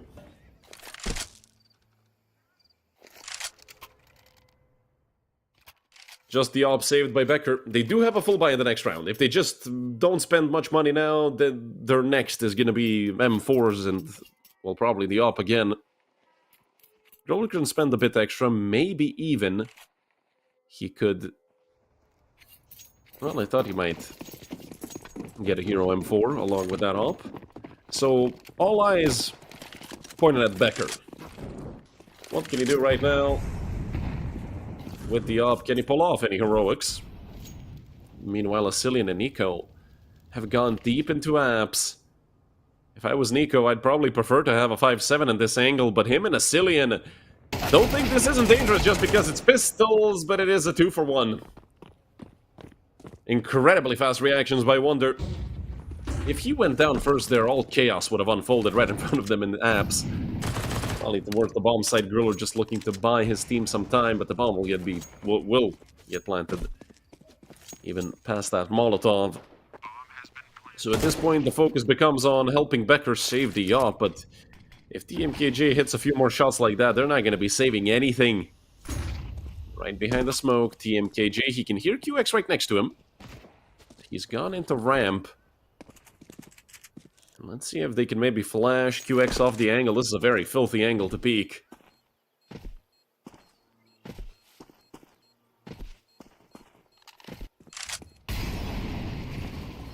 I'll need to clear out wood, and they're going to clear out both sides of banana, most likely. Griller didn't even need to throw the smoke, but just for, you know, safety. And with those nades coming out, QX actually did get the frag onto Friend. That doesn't matter that much for Wildcard Academy. I mean, hell, if all 4 of them went down, but they killed 1 player, they would have considered that a somewhat successful hunt for the saved weapons. The second tac pause called by Preasy. I mean, they need rounds pronto. This is the pick of Wildcard Academy, but 7-2 lead on the T side of Inferno. I'm not sure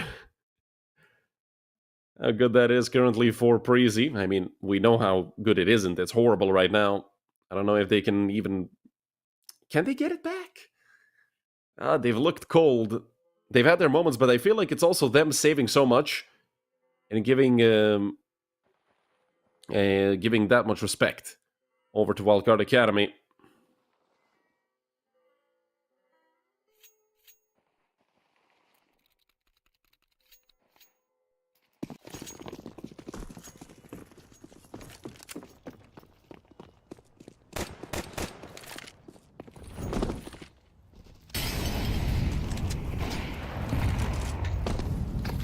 Aggressive play by Friend with the op, looking to channel his inner side. He actually connects onto QX. Incredible shot hit by Friend. Now that Nico and Griller are probably going to be defending B, they've split up the defense of Preasy, which is probably what they wanted to do off of that aggressive play. And the 2-2 setup, smoke towards CT. Nico already gone down, and I mean, Driller through the smoke does do a lot of damage onto Sen. But that's about all he can do. They have to save again. This is such a confidence booster for Wildcard Academy. They know that as soon as they get to a bomb site, there's like a 50, the hell, a 70% chance that Preasy are gonna save. Yes, that's good for their economy. They're gonna have a bunch of buy rounds, but does it matter? They're not winning them. Hell, you could have 15 buy rounds. If you save in 10 of them, what does that matter? If anything, that's an AK upgrade for Griller. But I mean, come on. It's like, what, their 5th or 6th time saving? And I mean, from the perspective of Wildcard, there's just a feels-good man moment. Terrorists win. Yes, it's been essentially impossible to reset Preasy, but you don't even have to play post-plant. All you do is get the bomb on the side. Hell, they could have gone AFK after planting the bomb for half these rounds, and that would have been it.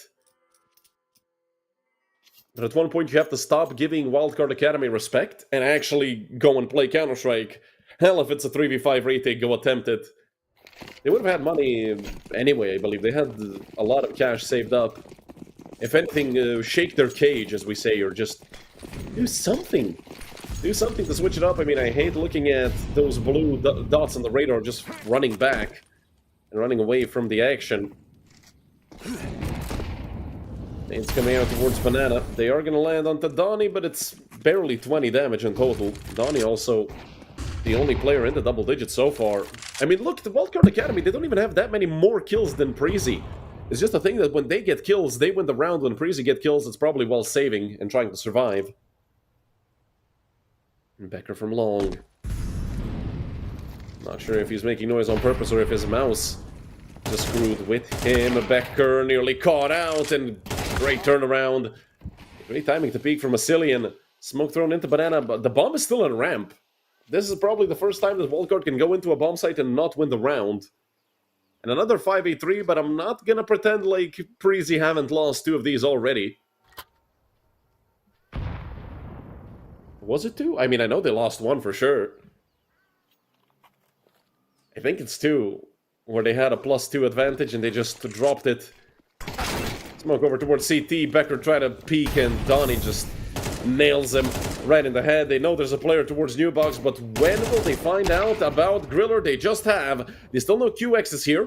25 seconds on the clock. They do have enough time to clear him out, and he falls.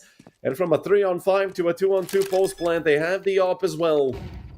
The bomb gets planted in probably the safest possible spot. Friend, does he have enough time to cross? Yes, he does. But with 2 Molotovs, I mean, 1 molly onto triple, 1 molly onto dark, and I mean, this round is over, but Friend gets the kill. And now Nico only has 17 HP. The nade might kill both of them, actually. It's just TMKJ left. He has a Molotov. Why the hell did TMKJ peek? It doesn't matter. He swings out. And this is the confidence I was talking about. I can't believe they lost another 5v3. Kudos to Wildcard Academy, but this is just mistakes being made by Preasy that you can't afford to make.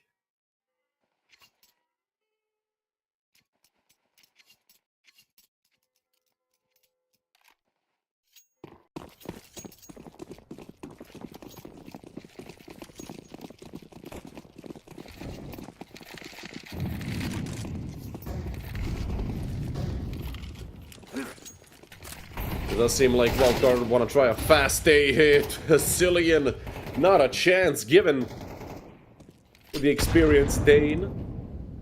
Gets ripped away from long, and look at this, they're wrapping around, but Becker might go down in the meantime, my apologies. And yeah, this is a 10-2 half. Simple as that. QX can't do a single thing. I just watched abuse. This match was a 4-2 lead at one point, and then just won 6 in a row.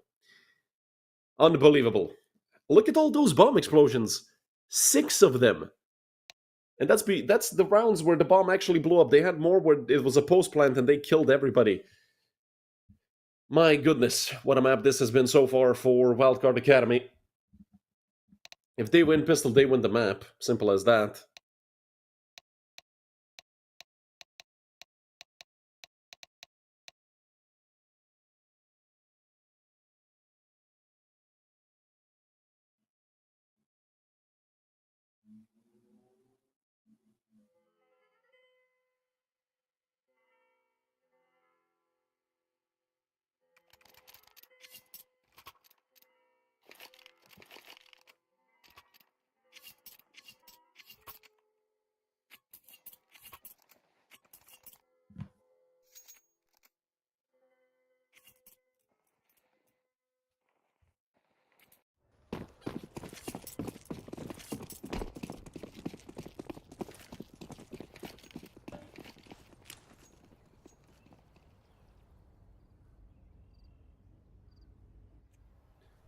Second half underway, a do-or-die round. I mean, every round is do-or-die for Preasy on a 2-10 half, let's be honest.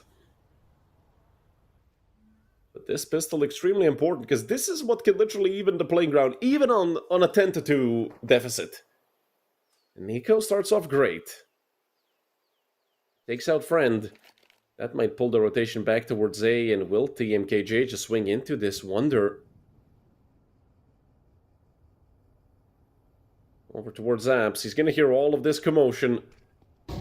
And he's going to call his teammates over in rotation, but I think he's been spotted out. Wonder nailed by Nico once again. It's Nico. The bright star here for Preasy. And look at this shot by QX. What the hell? Flying Glock. I mean, it is the Glock, let's be honest. You can run and gun a lot with it. Still an impressive shot, though. That just leaves Donnie and Sen. I mean, this round has to be over, right? They've lost 5v3s, but you couldn't lose this round if you tried. And I mean, if you went to knife out to Sen, you would get a kill on him. Oh. I mean, it gets one, but yeah, Sen is dead. He's getting flanked. Nico to pick up 3, QX with 2. Round number 3 on the board for Preasy.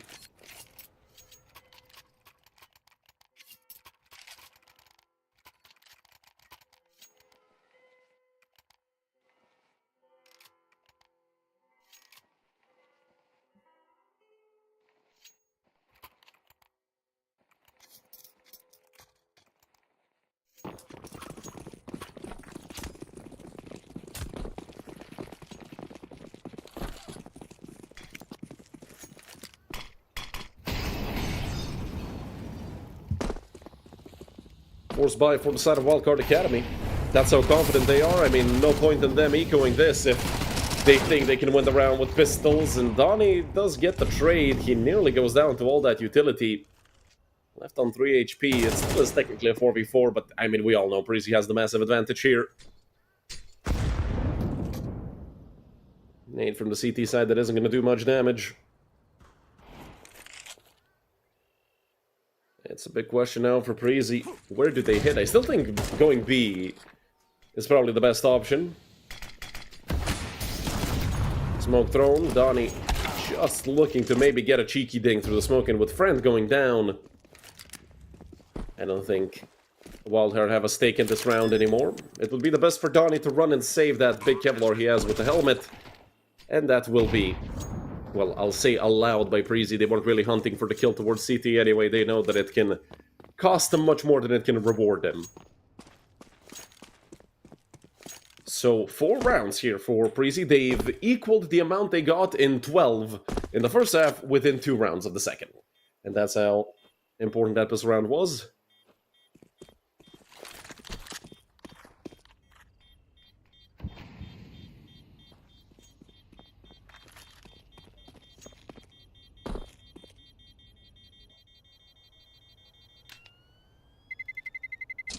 Terrorists win.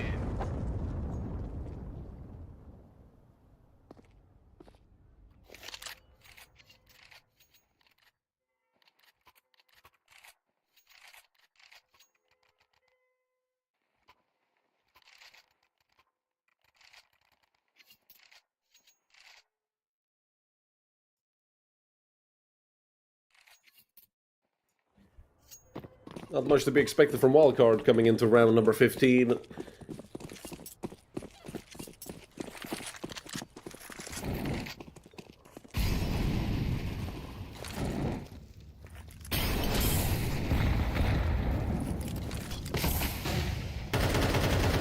flash thrown.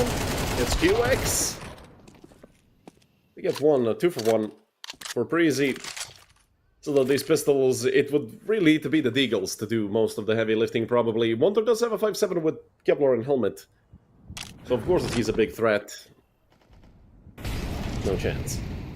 I mean, I've said that in multiple rounds today, and well, that no chance turned into a whole lot of chance quickly, but it's just TMKJ. No Kevlar Deagle, they know where he is. And Griller should finish off both of these 2 players. 2 for him, 2 for Asilian as well. Round number 5 for Preasy. They're getting closer.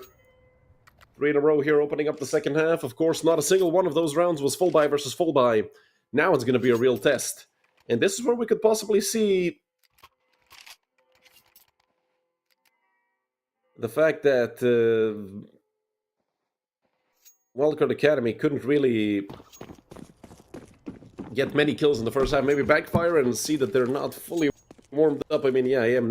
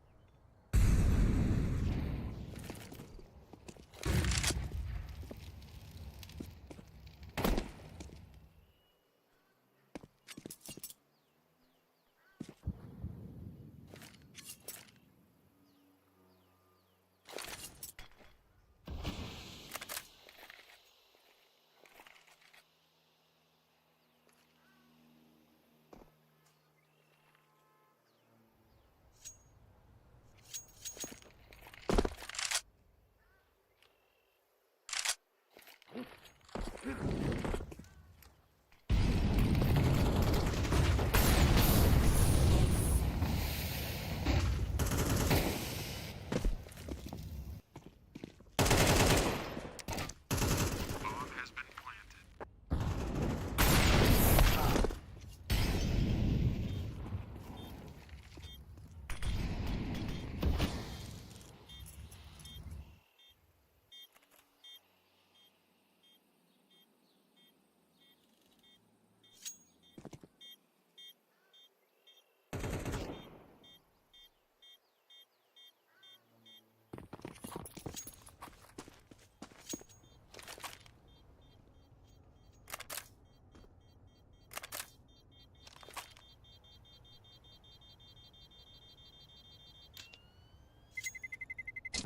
Terrorists win.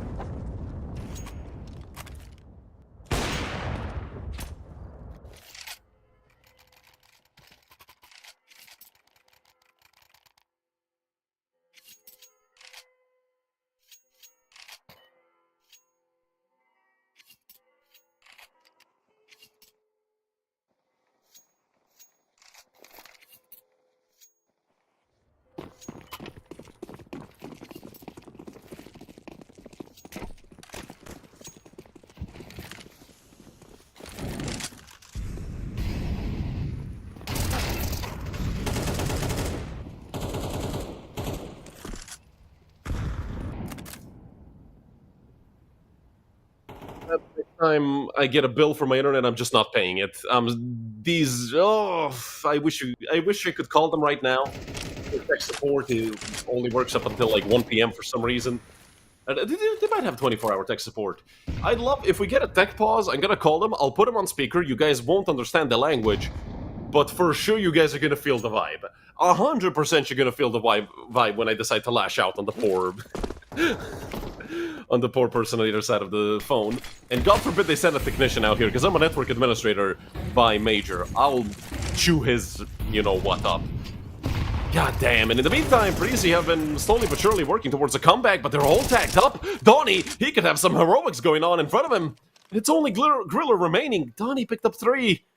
Didn't even see the third one. Friend, if you shoot 1 bullet through that smoke, you're gonna win your team the 11th round. Griller on top of the bomb, he's gonna swing out. They know where he is. Donnie coming forward, but he nearly loses his head. They peek him from 2 different angles, and Griller hits a massive shot there onto Donnie. Leaving just Friend in the 1v1 against them. Both players are dead to a single bullet. And, well, we've seen this happen many times in 1v1s. You think the player is still on the site? Hell no. Griller's already on A. My bro went knife out. Got there as fast as he could. Friend is literally as far away as possible from the A bomb site. And he doesn't have a kit, so those 10 seconds that he just lost by being far away are gonna cost him, and look at where Griller is. So close, so aggressive. Griller wins it. A triple kill for Griller.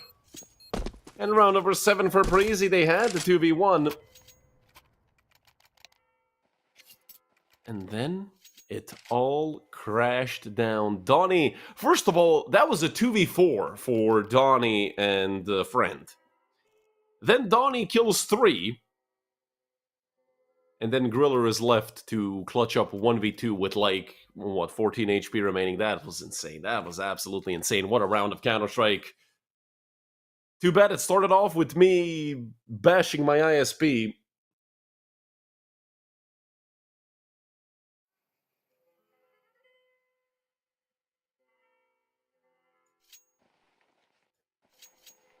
But they can get screwed. Screw them. I would love to use a different term, but I'd rather not. 5 rounds in a row here on the T side for Preasy. Wildcard Academy have forgotten to play Counter-Strike on the CT side, it seems like. Or is it just the tempo being picked up? I mean, I told you guys, just the pistol round can turn it all around for you. Doesn't matter if you're down 10-2 or whatever. But at this point, I mean, this has already become a very close game. Even though Preasy only won 2 in the first half. And how the hell are they playing better on the T side of Inferno? Although they almost just lost the 4v2, so not sure how much better. And it is friend to pick up an entry here on round number 18 for Wildcard Academy. Flash out, QX. Knows there's 2 more towards B, which might be a good incentive for them to hit over towards A. Molly behind Donnie is going to smoke in front of himself. And a 1-for-1 between him and Asilian. Nico in the meantime, oh, the big lurk play. Nico. They're not aware that Wonder is towards Apps, I believe. Or at least inside of Apps, like not just on balcony. Wonder pushing up all the way. Oh, Wonder might cut off the bomb on mid. Oh, this is going to be a tragedy for Preasy. Luckily, Asilian is shifting. Oh my god, Wonder. He's going to be kicking himself once he realizes how close he was. He could still win the round. No, he's not up in time. So now he can come up through mid and run into Nico, who's holding this angle. He is probably much closer than they expect him to be. You can hear him jumping into pit, but Wonder is going abs. This is going to be an interesting retake for Wildcard Academy. 2 flashes and 2 nades remain for Preasy. Just a single flash and a single nade for Wildcard.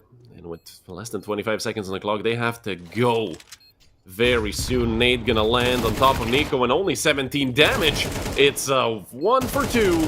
And at this point, Nico just shuts down the entire round. Him and Griller to hold it down to make it 6 in a row for Preasy. I don't know where the hell Preasy got this second win from, but they're coming in strong into the second half.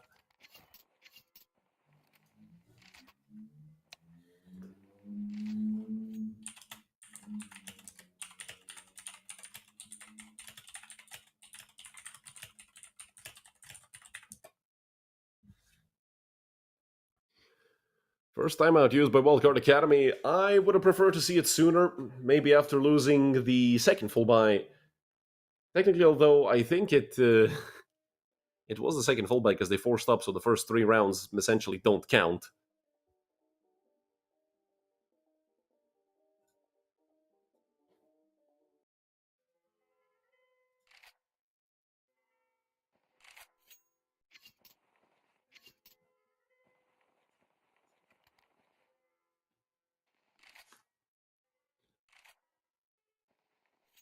The half buy in store here for Wildcard Academy, who have yet to win their first round of the second half.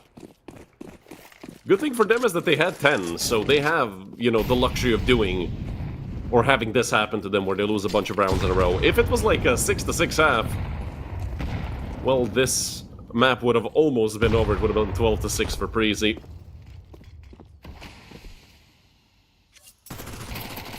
Maybe a bit of early relaxation by the side of Wildcard might be the reason the scoreline is this close. QX.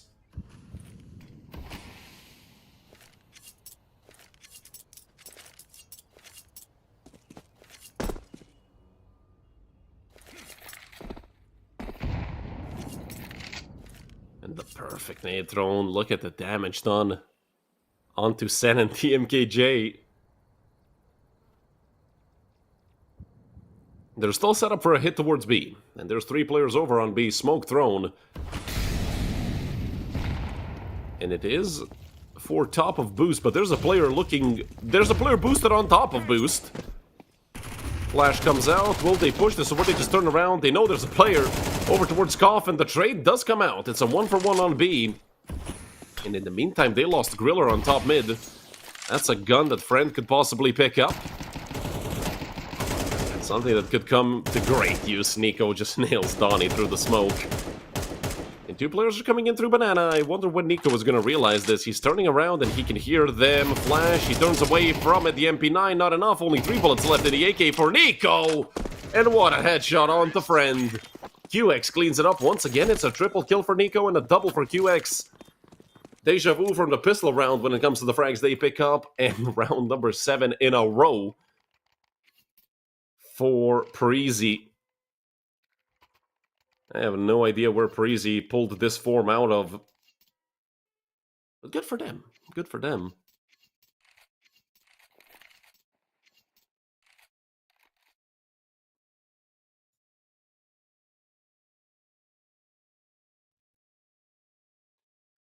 They still have 2 timeouts remaining, but it doesn't matter how many timeouts they have if they just keep losing these rounds. Although they do have a full buy now, so that is something.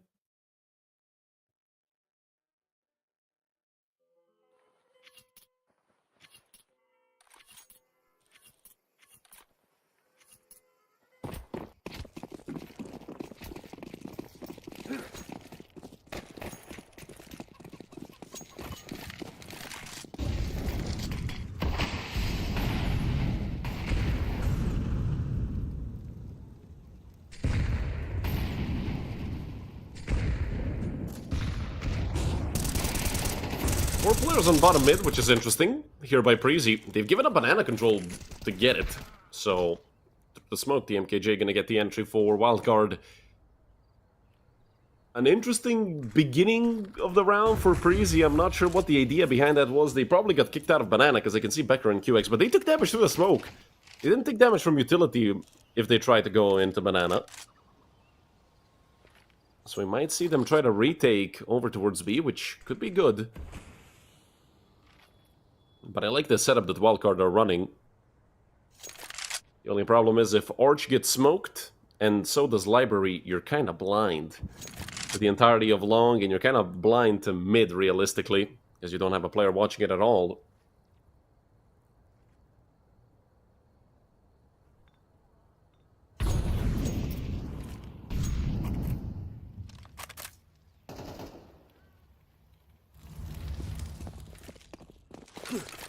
QX. I'm not sure if they're ready for this. The bomb is right behind them on the back of a Cillian. Oh, they want to split B from CT. That's interesting. Is it going to pay off or no? They're going to go back to A. 20 seconds left. A Cillian has to fully knife out into the bomb site. What a headshot from Griller. He's going to swing into the bomb site, the shoulder peek, just to try and bait out Sen, who goes forward. Sen or Griller. It's Griller in the end. Smoke behind for long, and they have just enough time to get the bomb planted. It's Preasy in a 3v3 post-plant to try and get their 8th in a row and try to equalize the scoreline. Becker with the shadow advantage. Takes out Friend, and that leaves TMKJ and Donnie. I don't think either of them want to even attempt this.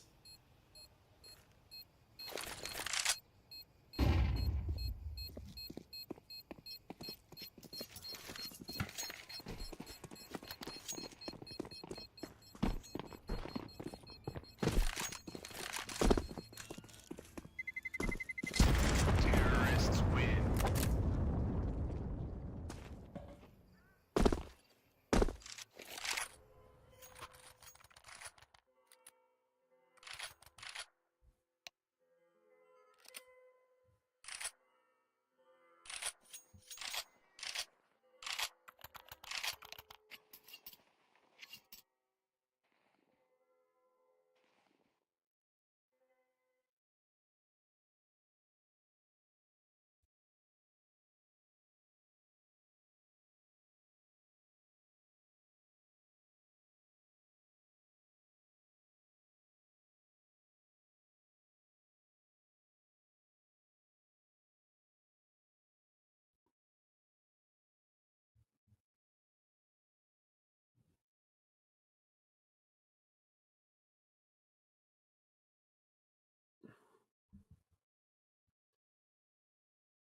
Unfortunately, a technical pause. Nobody disconnected, so I assume it's probably a gear problem. Could be for Nico because he's the sore thumb on the side of Preasy without having a buy yet. Oh man, do I hate these technicals. Probably because I begin losing my mind somewhere around the 5-minute mark. I'll just go look at used car ads.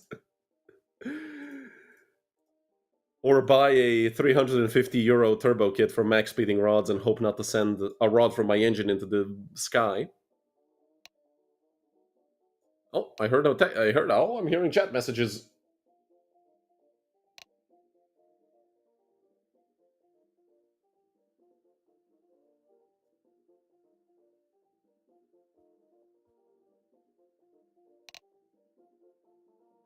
Luckily, we're back quickly.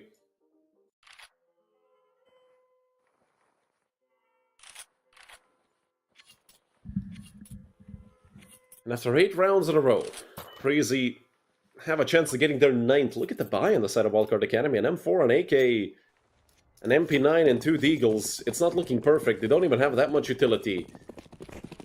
On paper, this should be one of the easier rounds for Preasy throughout this entire comeback they've been making, but these rounds end up being the hardest ones. QX waiting for the flash, swings out, 2-man lineup. So much damage, but Donnie has to be dead. They're not gonna let him go back. It's QX with the nade, picking up 2 on top of Banana. And just like that, a 5v3. They've lost a few of these already, but I don't think this time it's gonna even be close. The best thing for Preasy is the fact that they also killed those players in Banana. They can't even get their guns up. If we're talking about Friend and Wonder maybe picking up that rifle that was dropped. I think Wonder is going to come in through T-spawn. It is being held by Nico. Although the timing for Nico is going to end up being good. He turns back around. Nails Wonder between the eyes. Leaves just Friend and TMKJ.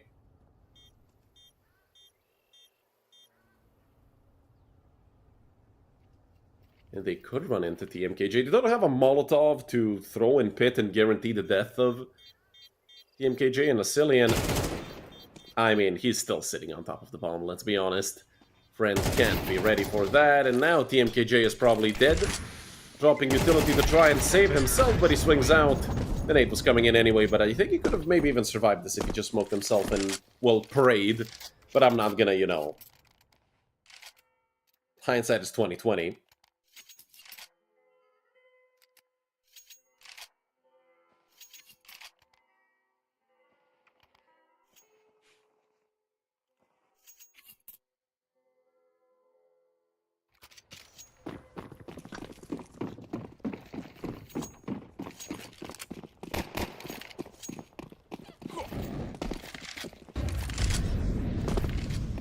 A full buy for Wildcard Academy, but this is the first lead for Preasy in this entire map. It's been 21 rounds before they could do it. And look at how aggressive Preasy is towards top mid. Wildcard Academy have been punted back towards the deeper ends of A, and it's only 2 players here. It's Sen and Wonder. They're gonna break open the smoke. There's a player in the smoke over towards mid. They do trade him out. One more on the bomb side. It's a 2 for 2 in total. Look at the HP. Becker and Grill are at the round half. Nico 1 shot for sure. And Friend does have a grenade that could find its way to Nico. Donnie has an M4. That's a big kill to find. Griller swings out and it's only damage. This is an impossible situation for Nico to be in. He's 1 shot. It's a 1v3. He made it a 1v2. He's gonna dive into the middle of the bomb site. He's gonna try to swing on the left side. Nico. Oh my god! Nico, I can't believe it, with 8 HP! 10 in a row! And that's a 10 out of 10 clutch for Nico. He's 25 and 11. Somebody stop this man.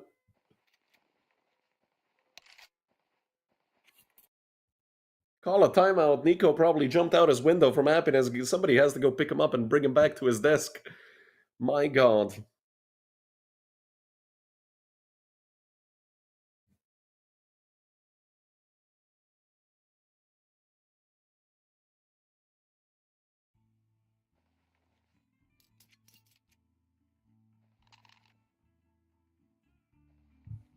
Hold on, I gotta grab a sip of water. That is unreal.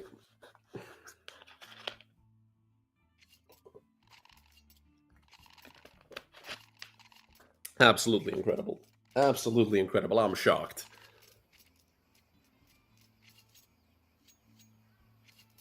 I cannot even begin to explain how impossible of a clutch that is. What the hell? Okay, well, that's 1-0 for Preasy. I don't even care if I jinx it at this point. They're the winners of this map in my eyes. 10 rounds in a row, friend. Okay, well, they pissed them off for sure. Kills for friend, and actually took out Nico and the Cillian, the two most experienced players on the side of Preasy. Nico also being their top fragger by a mile. Donnie and Grill are the only ones close to him on 19. And speaking of Griller, he literally just grilled Wonder. What the hell is that peak? Two smokes. Thrown on the same position. A bit of a miscommunication on the side of Preasy. San, will they be ready for this op in hand? The no-scope or whatever it was, the quickscope does not connect. Volley thrown towards short. They're immediately going to get the bomb down. This is doable. For Griller and QX, this is an extremely doable situation. They have 2 nades and 2 flashes. I don't think they're going to be using or even pulling out that utility. Donnie is a bit far away. They don't have a kit on the side of Wildcard Academy, so realistically, 15 seconds left for them to clear out the entire bomb site and get to defusing the bomb. Flash into pit. They're going to peek the bomb site, and this time the crossfire doesn't work. After 10 rounds lost in a row, Wildcard Academy are finally gonna take their first round of the CT side, and boy, was it close to not being. Was this close to being 11 rounds in a row for Preasy? Luckily, Preasy have so much money.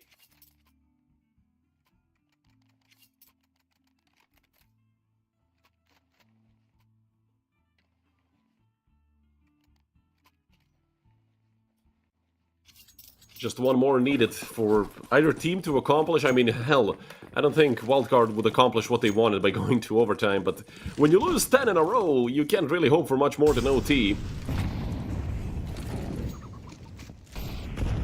He's gonna break open both smokes that were dropped deep by the CT side, and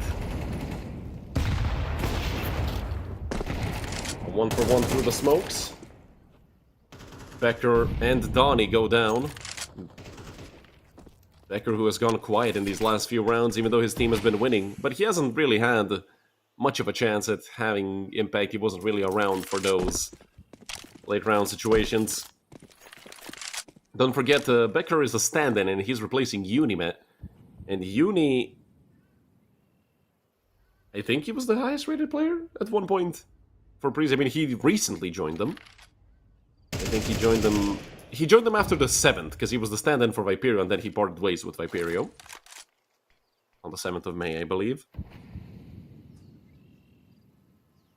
And with this 4v4, Friend is completely alone on B. How the hell do you hold off 4 Ts running at you and you have nothing but an AWP? Friend, lucky not to get mollied yet, but the flashes should be coming out. Friend can't see a single thing. He's fully blinded, but he connects. And can he get another? Friend? There was a chance for a third there. I mean, he got a 2-for-1. That's all he really needed to do. He's given his team a chance. It's Griller and the Cillian. 21 and 10 for Griller. A Cillian having a rough game on 9-14. They have control of Banana. All 3 CTs coming in from CT, and a Cillian. This is a bit of an off angle, but a Cillian just can't hit anything. The bomb is planted for Griller. That's a good thing if something is, and his aim has been perfect throughout this entire map. Will they try to double peek him? Fully blinded. We're going to overtime. 10 rounds in a row, not enough for Preasy to go and leave Inferno the winners. We're gonna need more of this action, and these last 2 CT rounds were, you know, pull and tug by Wildcard. Both of them being retakes. And both of them being relatively close.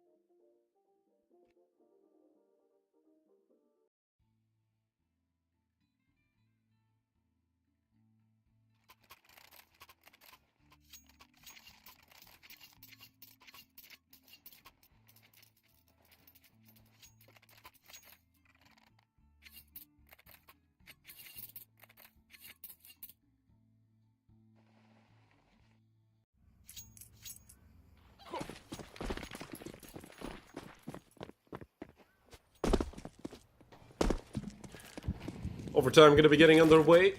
An incredibly interesting map it has been so far. We've had everything. We've had a comeback, we've had a choke, we have a choke go the other way. It's incredible, and Friend hits the wallbang onto Becker, and the nade airstrike comes out onto QX.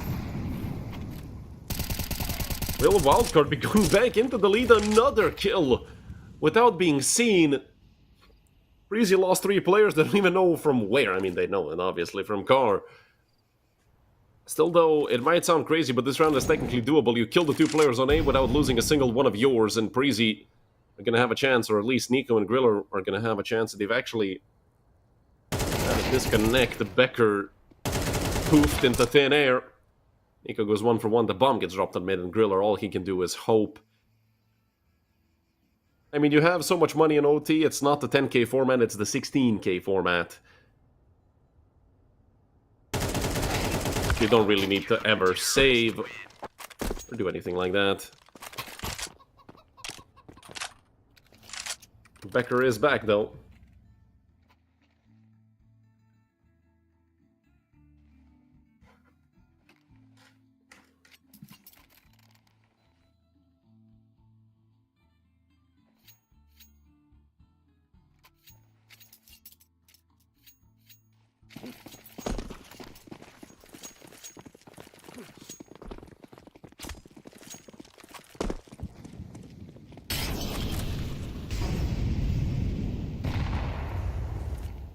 Need to break open that bottom mid smoke. Preasy. If they did all that work for nothing, man, that's gonna be depressing. On the other side, Wildcard Academy, they lost 10 rounds in a row on the CT side. But they won the last 3 in a row, so who cares? They just want to continue their winning ways, and Griller, what a swing into Friend. Luckily, Wonders on top mid to pick up 2. And it's just Nico and Griller there from Mabs. Donnie gets caught out, but he did take out Nico before he got killed. And Sen with the good swing takes out QX, leaving, or sorry, takes out Griller, leaving just QX. And QX can't connect on the spray transfer, so that's 14 to 12 for Wildcard Academy. And it seems like the gas tank of Preasy is running dry.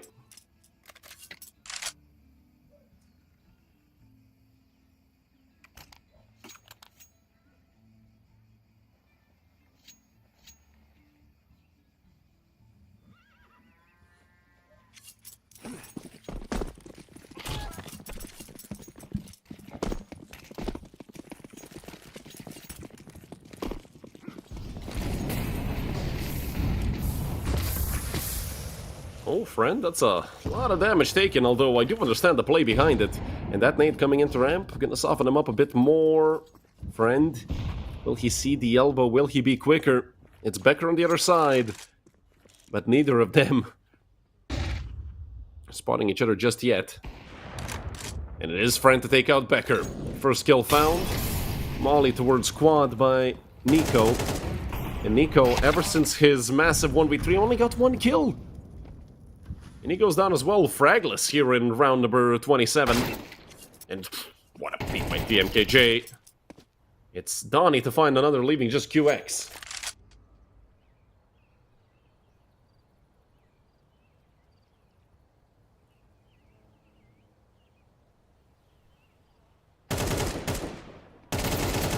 He does pick up 2. Converting the 1v4 into a much more doable 1v2. This would be another massive clutch by a Preasy player. But TMKJ has both a smoke and a Molotov, so he doesn't have enough utility to stop him fully from going into the bomb site. He can slow him down and give more time to Donnie to try and get through. He swings and TMKJ misses. Not a single bullet hit, and now it's a 1v1 Donnie versus QX. Doesn't even reload the AK, picks up the other one for style points. But he has no idea where Donnie is. That's probably the reason for the quick rifle swap. You can't afford to give your opponent the sound cue of knowing that you're out of bullets. QX over towards second oranges. This could be the perfect position. This is not something you expect. Donnie has a kid, so he has enough time to clear out everything, but he kind of needs to hurry up right about now. 12 seconds, 10 seconds left. He needs to get on the bomb. He taps it, and second orange just never gets cleared. A 1v4 for QX. And this map just keeps on giving.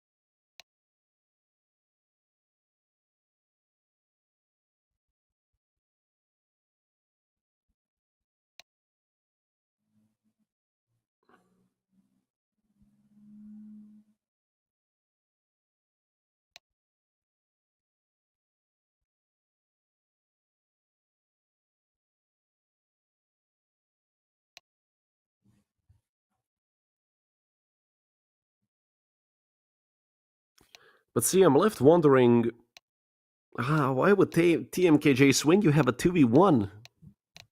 You have a free round. And there's a big difference between, going 2-1 and 3-0, fully sweeping the CT side. Luckily for them, the CT side for Preasy was horrendous when they played it. Well, it wasn't horrendous. Actually, I still think they played did they play a better CT side than Wildcard? Because the thing is, it was a 10-2, yeah. But the Preasy didn't lose 10 in a row. They lost like 4, then won 1, then lost another, then won another one, then lost like, a couple more in a row. The thing is, they saved in many of those rounds. Like, who knows how many of those unattempted retakes could have been actual successful retakes? You'll never know.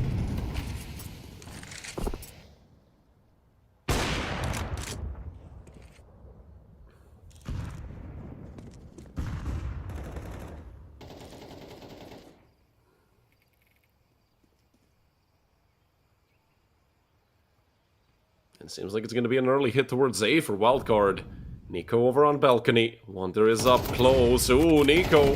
Bad timing. He has to drop into pit, but he has help from Asilian, who picks up 2. Look, he does get traded out by Donnie. Becker is here as well, just holding the peak from Apps. Perfect shot from Decker. Will he swing out? He is making noise. Donnie is very close. But he has the timing. He has the swing. 2 kills for Donnie. 3 in total in the round so far. Luckily, they swing into him, and it's a 1v1 TMKJ against Griller. Griller, who's been playing a phenomenal map so far, nearly catching up to Nico. He's 1 kill away, and this could be that 1 kill. Up against TMKJ. If TMKJ wins this, he's going to give Wildcard Academy those 2 map points that they needed. The Portuguese player has the right idea, but Griller just crouches under his crosshair. It gets up to 26 and 14. 14-14 between these two teams. And who is going to make the break now? Who will get to 15 first? Who will have the chance to close out again?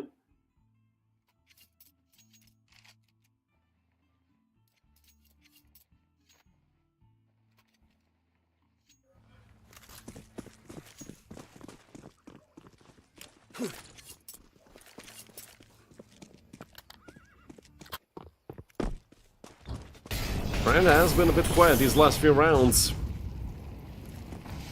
Might be time for a wake-up call for him. QX good nade thrown into the smoke, and well, that's a wake-up call for sure, but not the one he wanted. Becker in the meantime, combat off, no scope, not enough time to even shoot, and Nico nearly picked up both. I just leave Sen and TMKJ.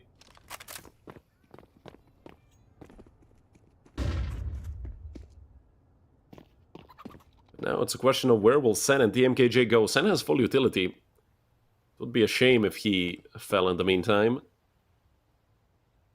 He is making the rotation over into Banana. And it's only Griller over on B. Does take the kill on TMKJ, and now that Sen is on 13 HP, he would need to hit 3 insta headshots. And also, he would have to avoid all of Asilian's utility in the potential retake he could put himself in.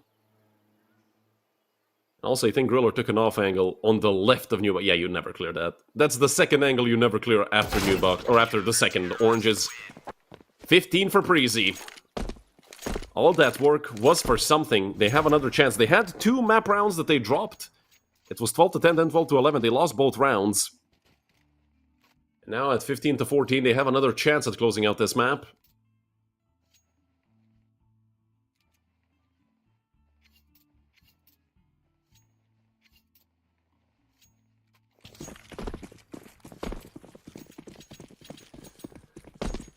+20 kills for Nico, QX, and Griller on the side of Preasy. It's only Donnie who's on 20+ for Wildcard Academy, and they've been shut down. They've gone quiet for a long time. They need Donnie to step up massively. Either him or a friend or someone. And all those clutches are now going to come back to haunt Wildcard Academy. Especially that 4v1 they gave up. Up against QX. But look at the long control they have. This is a lot of map presence, but Becker is there. Although he does not connect. That was very close to being a hit. And now they know that they've lost long. Both long and short have been fully contaminated by Wildcard Academy players. And look at Asilian over towards mini pit. Nico picks up one. Asilian is there. I do think he dinked the player through the wall. A 2 for 2 in total. It's a 3v3 retake. But look at Griller lining up. 2 through the smoke. It's only Sen. Chaos left, right, and center. Nico with 55 HP behind the smoke. Can he get the kill? He's left on 11. QX comes in to help him out. And 16 to 14. Preasy make the comeback. That seemed impossible. Well, more than possible. 2 players in the triple-digit damage. That is absolutely incredible. I cannot believe that Preasy actually pulled this off. It was a 10-2 half. They won 10 rounds in a row. Then they choked. All right, they lost 2 in a row. They lost 3 in a row. My God, what a map this was. Congrats to Preasy. And also, this was Wildcard's map pick, so now we're going to Preasy's map, which I genuinely forgot what it's going to be. Hold on, let me type exclamation mark maps in chat to see what it's going to be. Nightbot, help me out. It's Ancient. And Wildcard Academy are going to be starting off on the CT side, so in about 10 to 15 minutes, I'll see you guys with map number 2.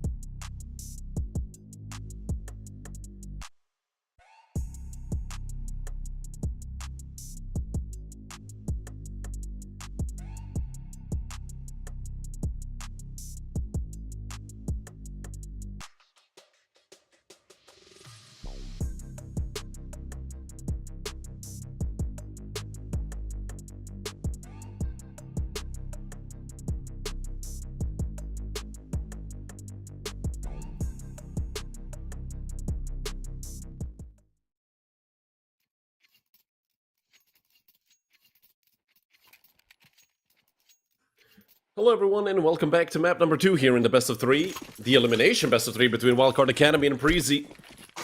We saw one hell of a first map. And I don't think this one can deliver with the excitement we saw on Inferno, but sure as hell can probably come close. If we see the same antics we saw on map number 1, and look at this push through Red Room. Sen can hear all of this.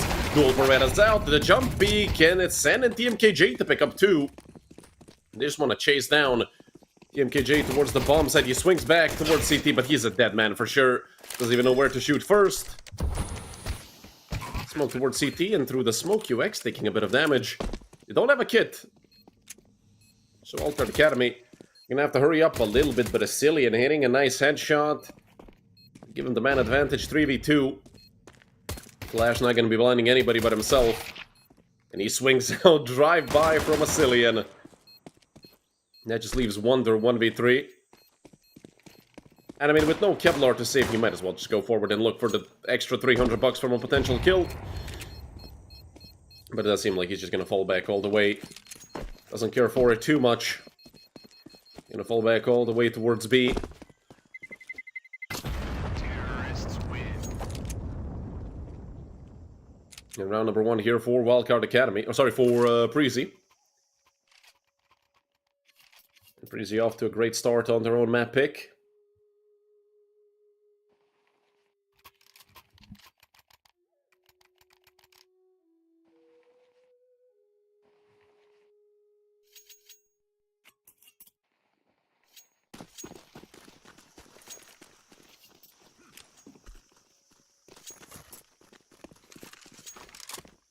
A force buy from the side of Wildcard Academy, though. I don't think I can agree with that. It is ancient, you do have some close angles that you kind of have to clear, wonky and all, but really? Forcing now? I mean, yeah, it's the beginning of the game, you're probably not going to feel the impact. But we saw how many little things can add up to you losing the map.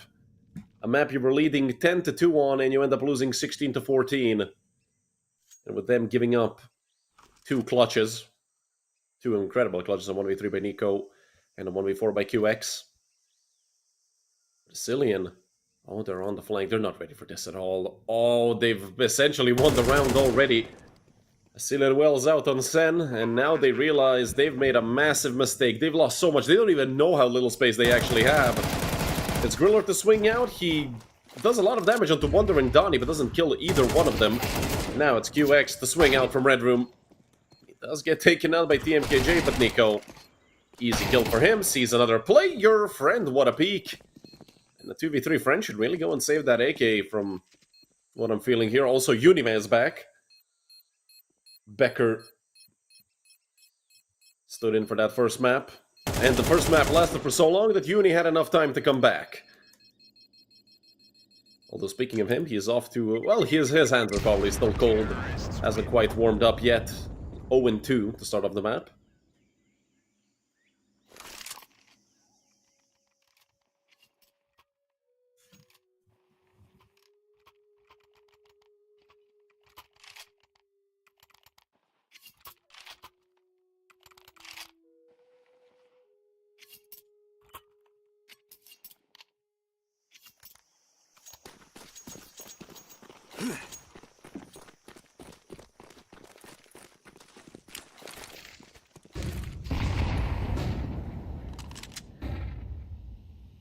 Just the AK is the only thing realistically they have to worry about, although the Deagles, yeah, they can hit that one tap, and the juicy 1-Deags.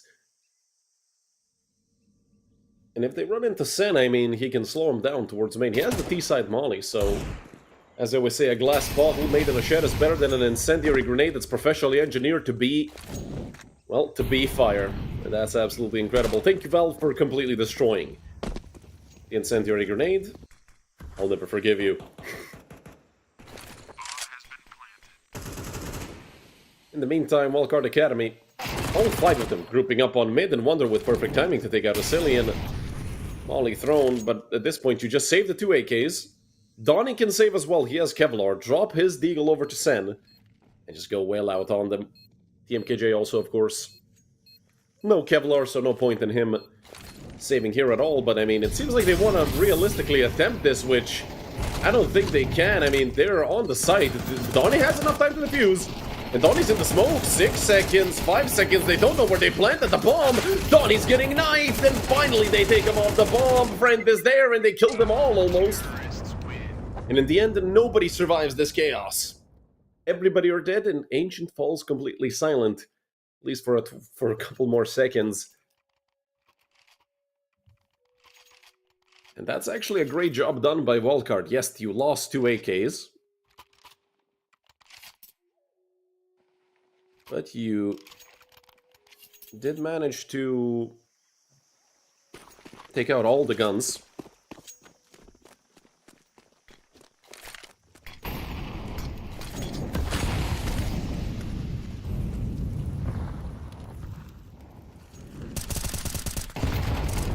EFKJ on the turnaround. Takes out Nico, but Vasilian is there for the trade, and Zen makes +1 for Wildcard, almost +2. And the upshot rings off, but nobody falls. It was just a tag, and now Donnie can clean this up. He can even get 2. An easy double for Donnie, and it's Uniman. Let's see if we waited for him for a reason or if he's going to continue. Not putting up any impact. Well, against that flash, there's nothing really you can do. Wonder perfectly thrown. And round number 1 on the board for Wildcard Academy. Even 2 AKs get saved over the ones that they lost in the previous round when they killed the entirety of Preasy. Great job done by Wildcard. And with 3 living members, they can start, developing their economy.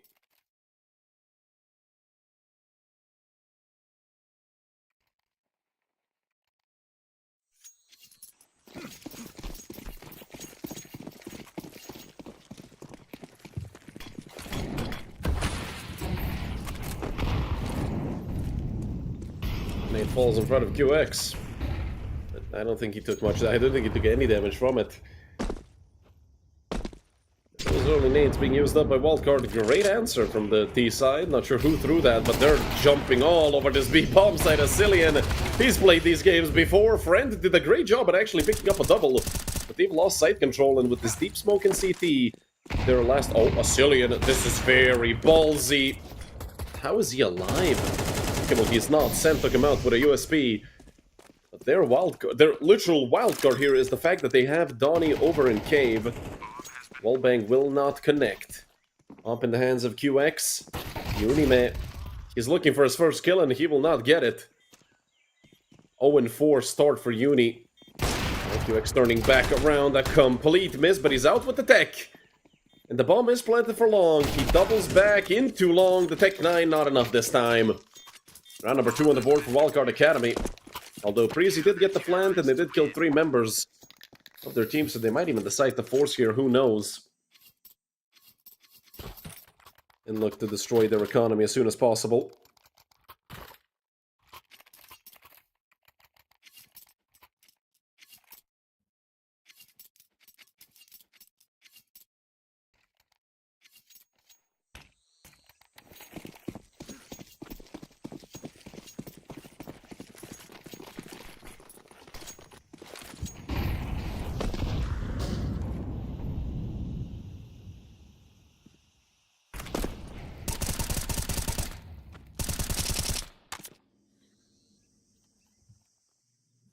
Up in the hands of Friend again, of course a full buy for Wildcard, but just upgraded pistols for Preasy. So with them having no Kevlar as well, this should be a relatively easy round for Wildcard. Deagle's double peeking, TMKJ did peek a few times extra, but they spotted him out. They know where he is, but TMKJ can just swing. He knows aim punch is a big factor for his opponents, and he's also being helped out by Sen, who covers both sides. Sen might go down if TMKJ doesn't peek, but it's only Uni still looking for his first kill, and he finally finds it on the Friend. But that's round 3 for Wildcard Academy.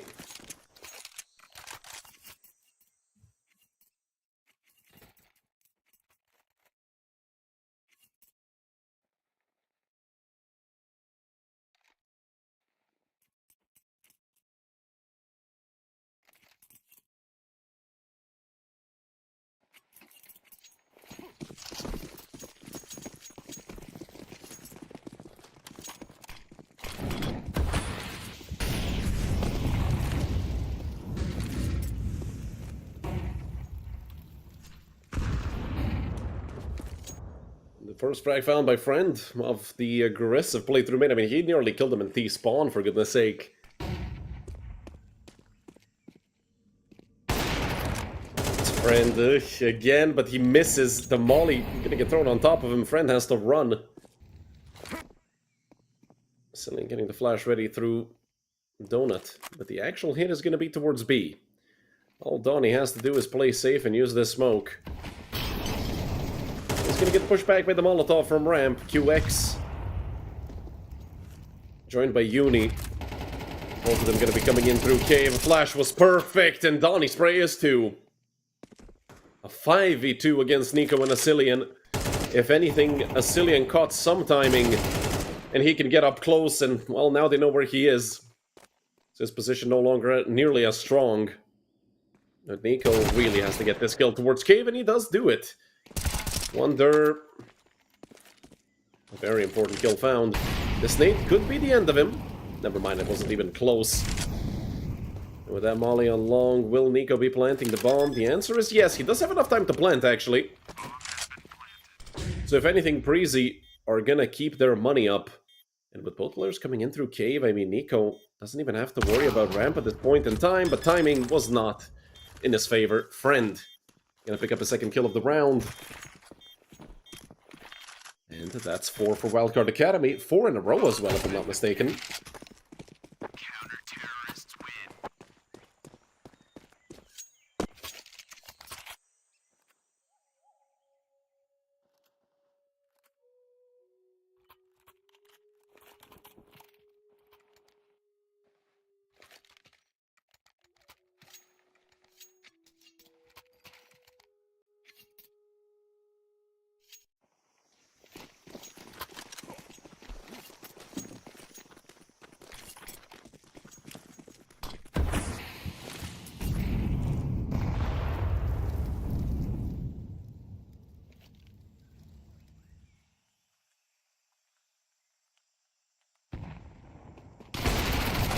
Friend barely misses onto a Cillian.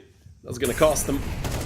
Sen caught over towards Big Box. There's a molly on his left, but he swings back. Can he get another Sen? I mean, he's fighting tooth to nail. He nearly did get a second kill in TMKJ with a horrible spray. Unime, edge of the smoke, and he gets ran over by Wonder. Nico falls as well. Stupid. TMKJ is incredibly low, and Griller connects on the head of Donnie. Maybe just TMKJ completely alone, and he gets opped by QX. A double kill for him to end off the round. And they get the equalizer.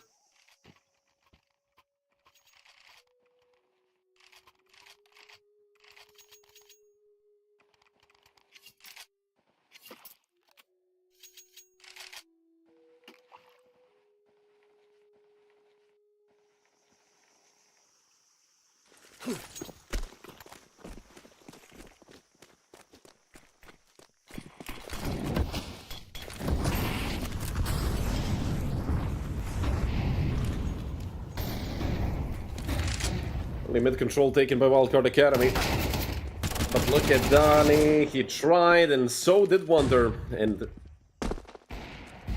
neither of them had much success, but it is Friend to pick up 1 and nearly connects onto Nico.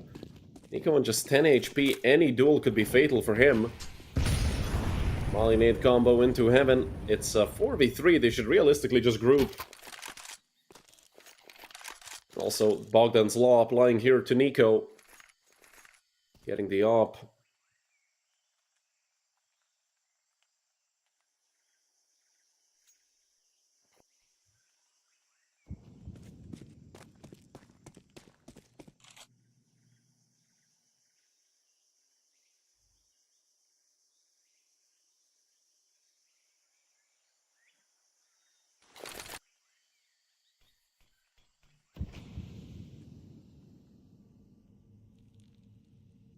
Friend, if he goes further, he might have a chance to make a massive play to go out and just swing into heaven. Sen and TMKJ, though, over towards long. And Preasy have picked the more heavily defended site. Although that... I mean, how heavily defended really is it? TMKJ and Sen. Similar position, short gets smoked off, and oh, TMKJ is fully blinded. QX nails him. It's only Sen, and they're just gonna, well, dink him through the wall. Sen! He actually picked up 2. Griller canceled the plant, but he still has enough time. And Friend still has a nade, but he's coming through on the flank, and Nico might be dead before he even knows it. Nico's not turning around. Friend has the play. He might even kill the full HP player first. Friend. Nico, he might have a chance if he gets this kill onto Friend, but he doesn't give him a chance. 3 for Friend, 2 for Sen. The quickscope being phenomenal makes it 5 for Wildcard.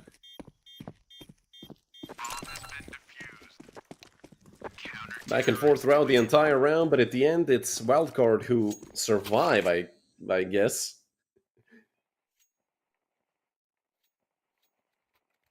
But that was incredibly close both ways. A 4v3 not converted by Preasy. They should be the first ones to know that you can't allow rounds like that to escape from a grasp too often.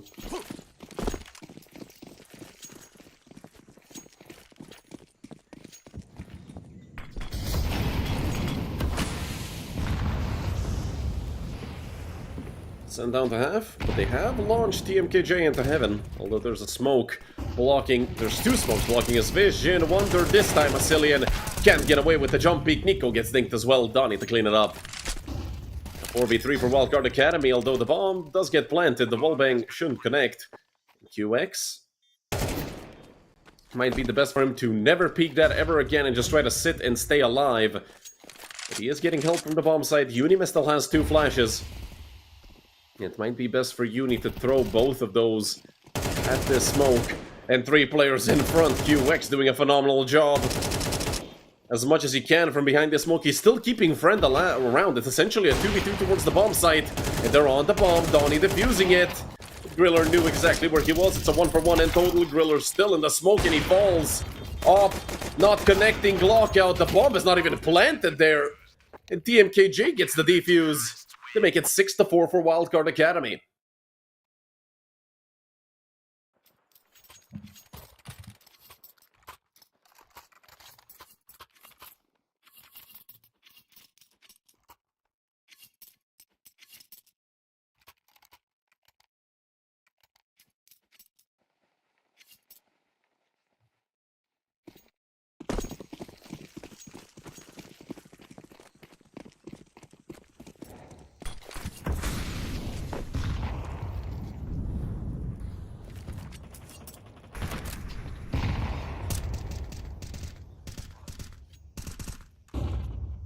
Mid-control given up by Wildcard Academy.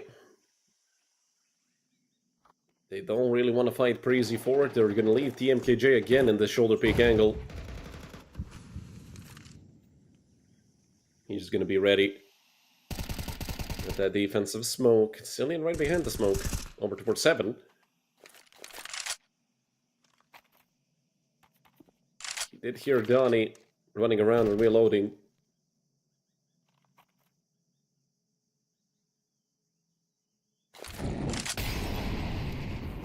Molly for the right side, and now all Asilian has to do is worry about the left. He's going to clear it out. Step into his Molly for 30-something damage, because why not? And nearly go down to an op. 45-ish seconds left. TMKJ, he opts not to drop the defensive smoke. He actually swings it. I'm not sure if I can agree with this, but the flash is out. He's still alive, but losing half HP to a nade. Uni didn't get there in time. In the meantime, it's Donnie to take out Nico and Preasy. Losing 2 players in total. It's a collab there, Friend. 4 in total. 16-4 is a scoreline. 4.0 KD. And a 7-4 lead for Wildcard Academy. We're making their presence known once again, going back to being a dominant force after dropping the massive 10-2 lead on the first map.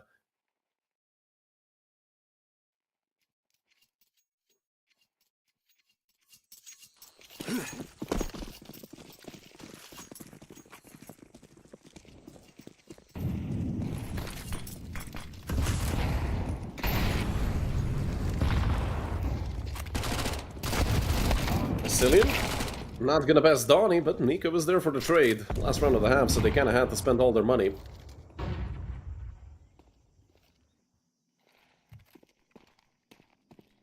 TMKJ on the flank. Yeah, this is an easy kill for the Portuguese player. And just 3 members of Preasy Esports, and, well, Sen takes out another. Make it a 3v2. TMKJ just continues. Finding frags, and Griller, well, against this 5-7, at the edge of a smoker, is still gonna have a rough time, so it's an 8-4 half here for Wildcard. Not as big of a lead as they had on map number 1, but I think that's for the better.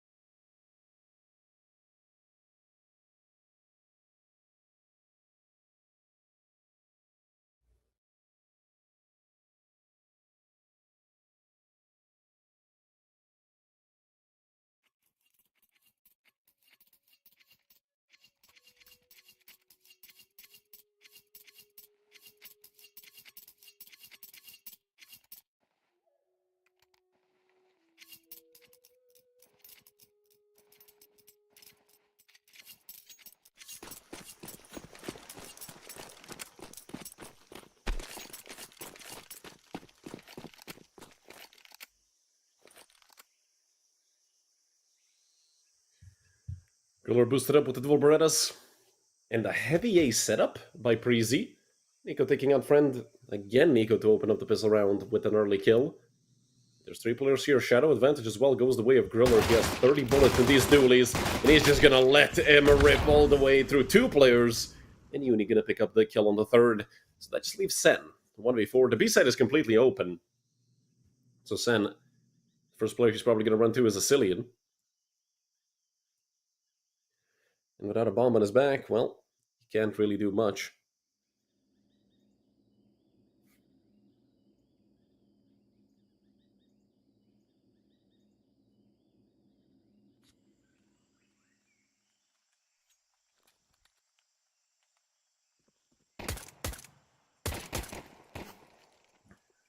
And now that they know where he is, it's a Cillian to clean him up.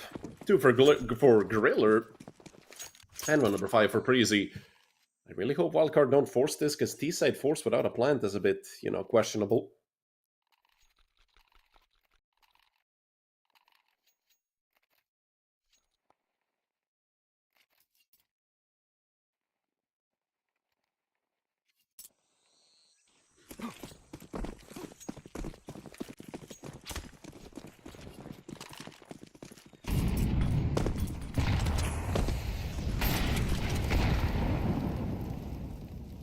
Early nades from Preasy, but this is a force by Wildcard, which I said I wouldn't like, but if they want to peek him through smokes, then why not?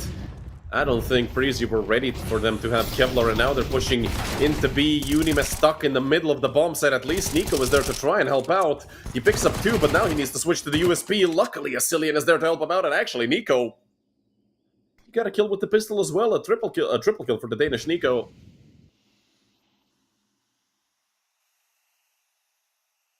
And it is only friend. MP9 in hand. If anything, a chance to farm up some extra money. At best, a round win. But don't forget, this is an incredibly difficult position to be in.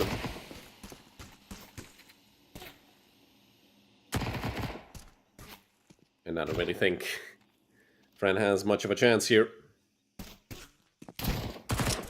Comes out, and he's been spotted out. Now it's just a matter of who's going to kill him first. If anything, with 40 seconds left, he can go back and forth. But now that he's dinked, he nearly killed Griller, which is the worst thing about that. But they do eventually clean him up. That's 6 rounds for Preasy, cutting the lead of Wildcard Academy down to 2.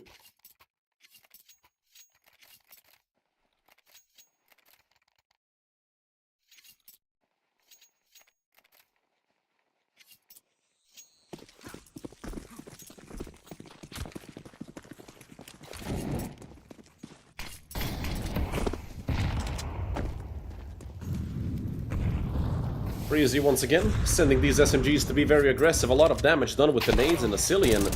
I think he spotted out these players over towards Elbow. He just decided to go back and wonder what a kill with the P250. That's an M4 that they can potentially pick up, but they don't really have Kevlar that they could put to good use. And it's Friend once again, maybe getting one. No. M4 is gonna get saved, so at the end it's just a single MP9 lost. Not a loss at all, if you ask Preasy. Now just one round to the good for Wildcard Academy. With the momentum that Preasy have, I'm not sure if they can hold on to this. Really gonna need to fight tooth and nail.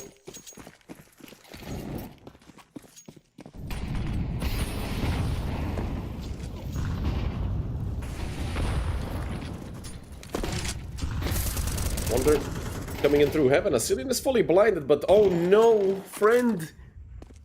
Well, with a friend like these, yeah, I was gonna go for the joke. That's the low-hanging fruit. Who needs enemies? But Donnie does get a trade back. 2 kills found by Wildcard Academy members, but only one of them actually meaningful. The other one healing them quite a lot. And look at a Cillian. Man, I would be pissed if I was a Cillian's coach, and now they lose another player. Where the hell are you going through that smoke, sir? You don't have any mid control. There's literally 10 different positions that you could be peeking into, and well... And that's weird to see from a Cillian. He's been around the longest out of any of these 10 players on the server. I mean, I guess he's played so much Counter-Strike, he's sick of it and sick of waiting. Could also be the factor. Nico, well, he's dead if he doesn't turn back around. Griller, he might be dead if he doesn't turn around as well. This is very unfortunate, and now Nico turns back around. The flash is not going to blind him. Nico, slowly but surely, and he gets nailed by Wonder. Round number 9 for Wildcard Academy.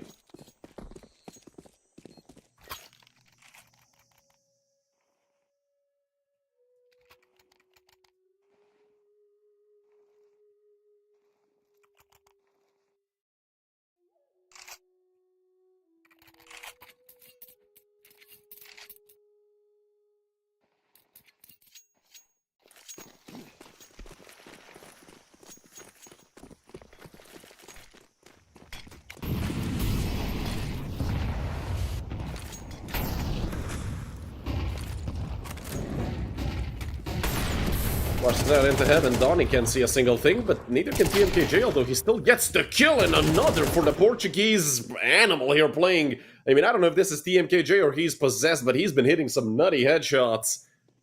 My goodness, it's another 5v2. What can you do? Preasy, all they can hope for is a save, and even then, I don't think Nico and QX have anywhere to go apart from B.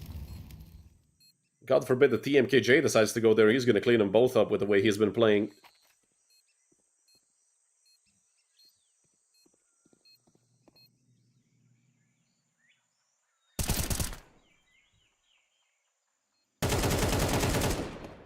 Donnie has to be dead as well, on just 1 HP. Not much you can do, probably the best for him to turn back around, and oh no, look at the radar, TMKJ is coming around. Although he is gonna stop, just shy of B doors. He knows that his team doesn't have that much money, so he's gonna kinda have to wait. I was waiting for Donnie to potentially die in T-spawn, man, I would have been pissed for him. Luckily, that does not happen. 10-7 lead for Wildcard Academy.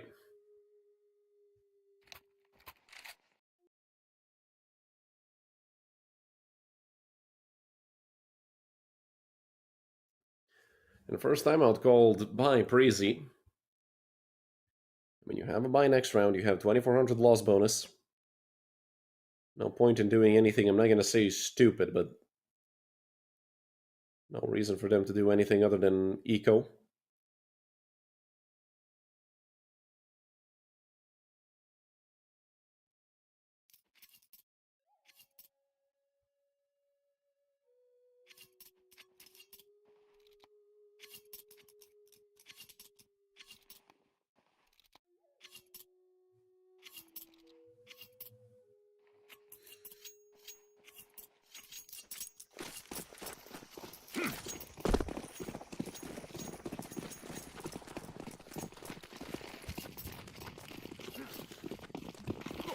A B-rush being set up by Wildcard, the perfect call for this moment. It's only 2 players here, and both Asilian and Nico get ran over. They wanted to try and pull a boost. That was ill-fated from the start of the round. Great call by Wildcard Academy.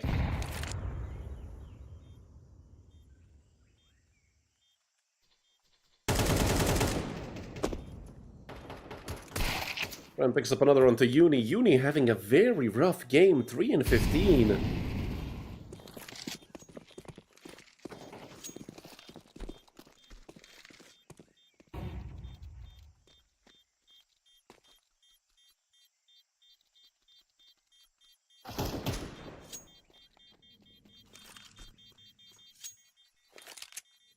'Another kill found by Donnie, leaving just Griller completely alone. Terrorists win.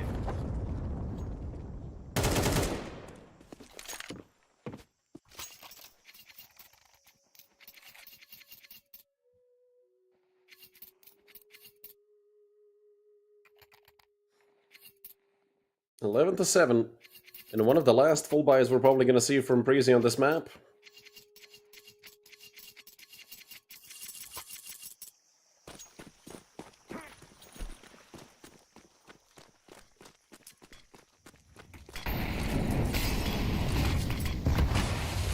And even it is not looking proper. With an MP9 there and a bunch of utility missing. Look at the flash! It's Griller to pick up 2. And now Sen, well, he has an easy frag, and Griller wanted to go alone. But he does get traded out quickly by QX. That was just Friend pushing the smoke. QX gonna make some noise. That's a sound cue the Friend can use, but QX is being tricky, moving around a lot. Friend swings into him, rips his head off. And no matter where he goes, he's gonna be met with at least one player. But Friend decides to shift over into elbow. He has a minute 10 on the clock. He can literally go wherever he wants. I like the fact that Nico decided to come close and actually join forces with Unimet. Isn't that much more of a chance. At potentially winning this 2v1, which Friend has a decent percentage of winning right now.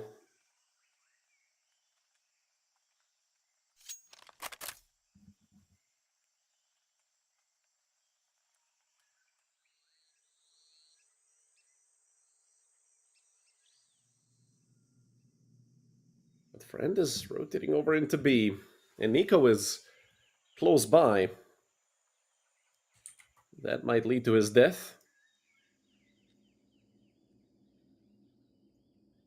Nico, easy frag for the experienced Dane.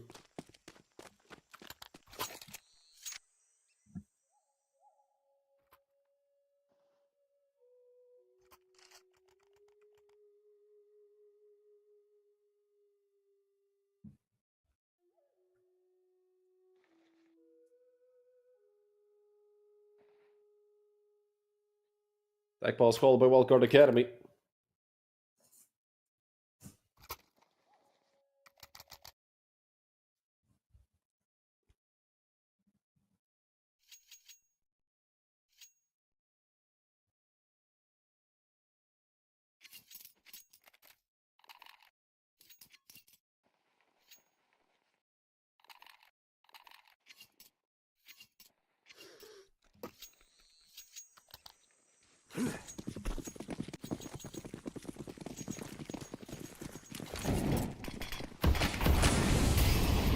MP9 once again for one of the Preasy Esports players. Full buy for Wildcard, but they are slowly starting to run out of money. They have for another full buy.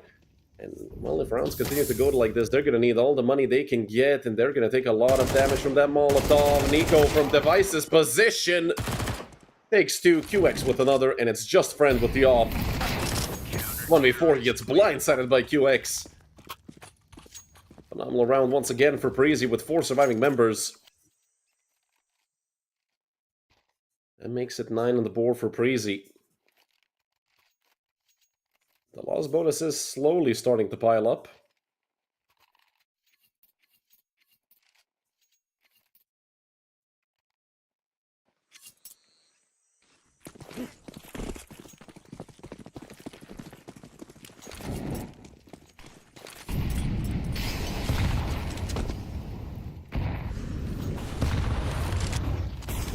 Griller once again trying to push into heaven. The previous times they tried to go here, they took a lot of damage, and both him and Donnie have been tagged up.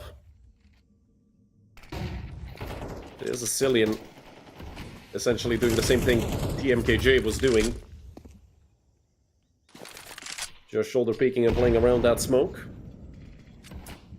And they are going back towards Banana. Uniman would catch this player jumping, does not quite connect on the flick. So now they know there's an open play, and oh no, the timing might be horrendous for Nico, who's in the middle of the bomb site. Luckily, he does get back into long in time.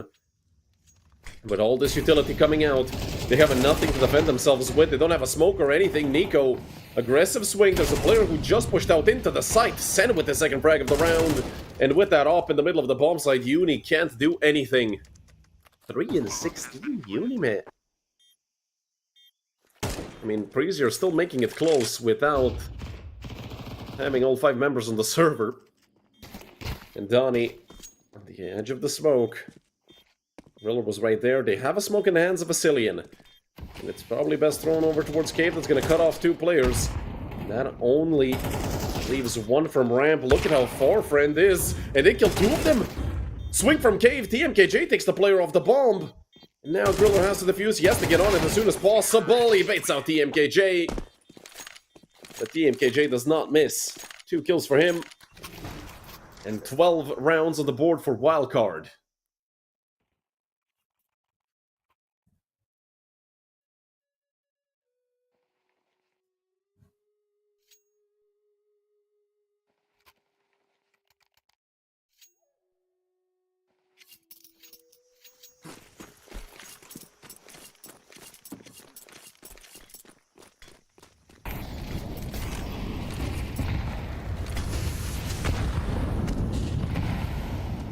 Nades out onto both sides, and look at Griller, look at how aggressive he is. He knows there's another player next to him, and it's QX and Griller.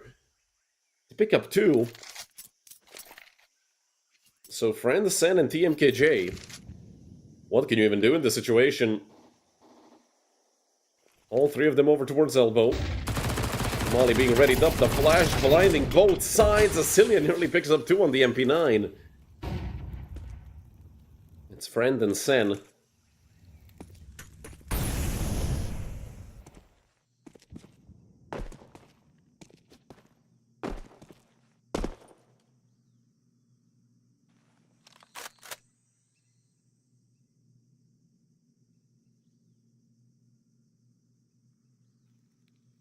Gonna be making their way up mid. But that's about all the space they can get at this point. B on lock. They can't even go red room or anything. They are gonna attempt it. It's being held by QX. Nico. I was gonna say perfect timing, but Sen was holding that peak. Nico goes down. This is a mistake that could cost Preasy this entire map. Although I'm not even going to call that a mistake by Nico.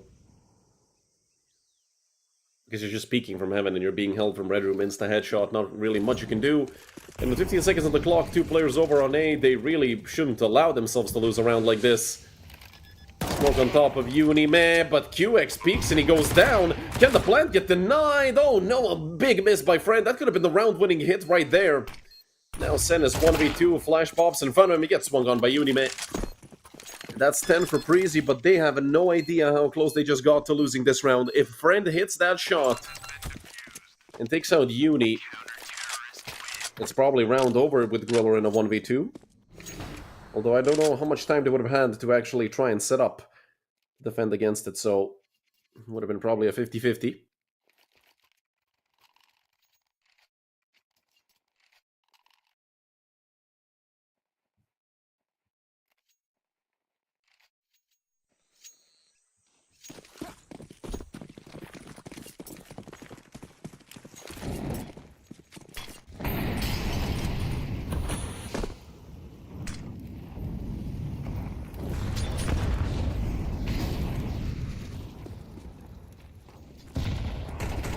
Some damage though there onto Donnie, actually taking some more. And with the M4A1, a Cillian. The problem is, yeah, you have 20 bullets, buddy. I don't know how you're gonna get more kills. He nearly did get another. Uni, he's gonna start getting run over soon, but they just shut them down again. It's only Donnie, and it's just a matter of time who's going to get the kill. 3 kills for Uni, man. And that's a good confidence booster, because Uni has been struggling.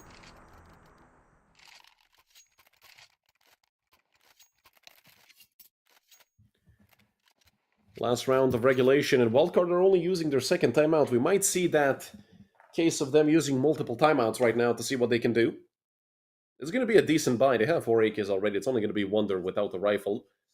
Or without an AK, he's going to get a Galil, but they are going to be liking a bit of utility.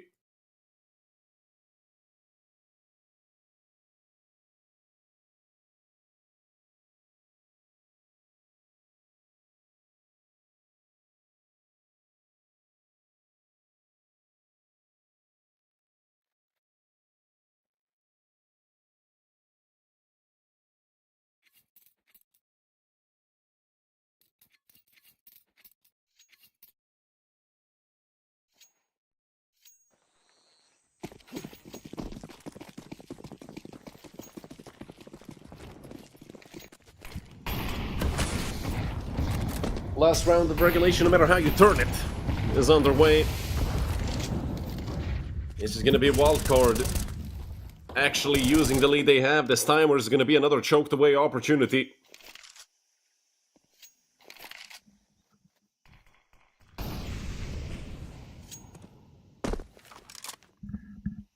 Pressure on both sides. But Wildcard this time around have been a bit more consistent. But that is mostly due to the fact that Unime has been having a very rough map. Cillian does get dropped a molly or a smoke. I didn't really catch. I think it's a molly. Yeah, he only has a Molotov. So he can hold alone. They've actually fully left A. They're going to be focusing on mid and B. And there's a 2-player setup towards cave, if I'm not mistaken. QX and Griller, essentially on top of each other. Uni.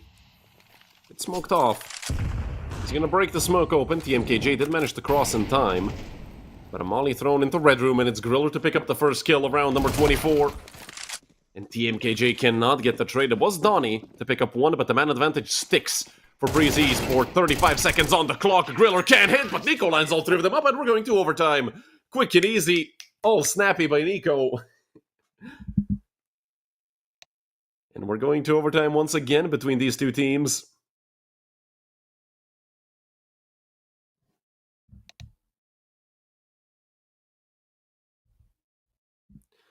This time, though, it was a close game all around.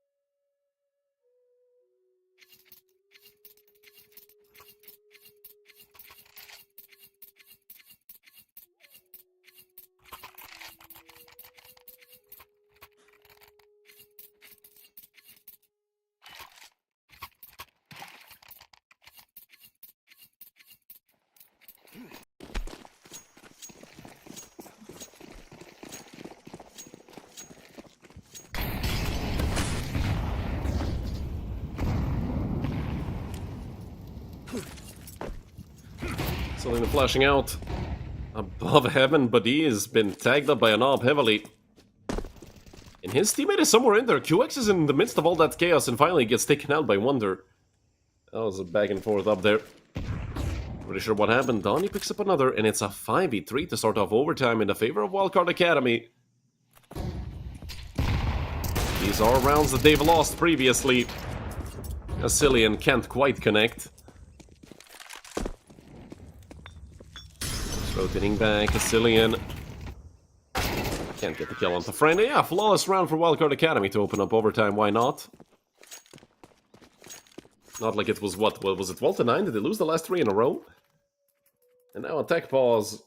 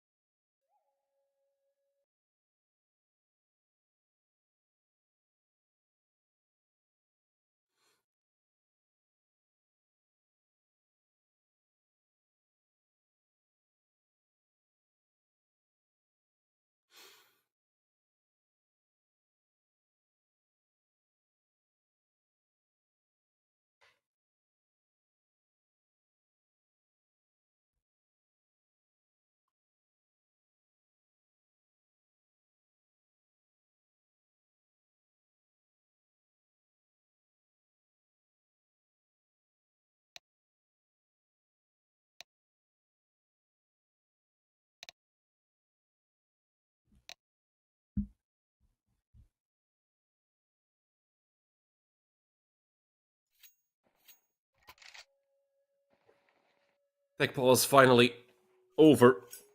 Man, these are starting to take a toll on me. My brain has a bit of an aneurysm every time I see the technical pause graphic come up.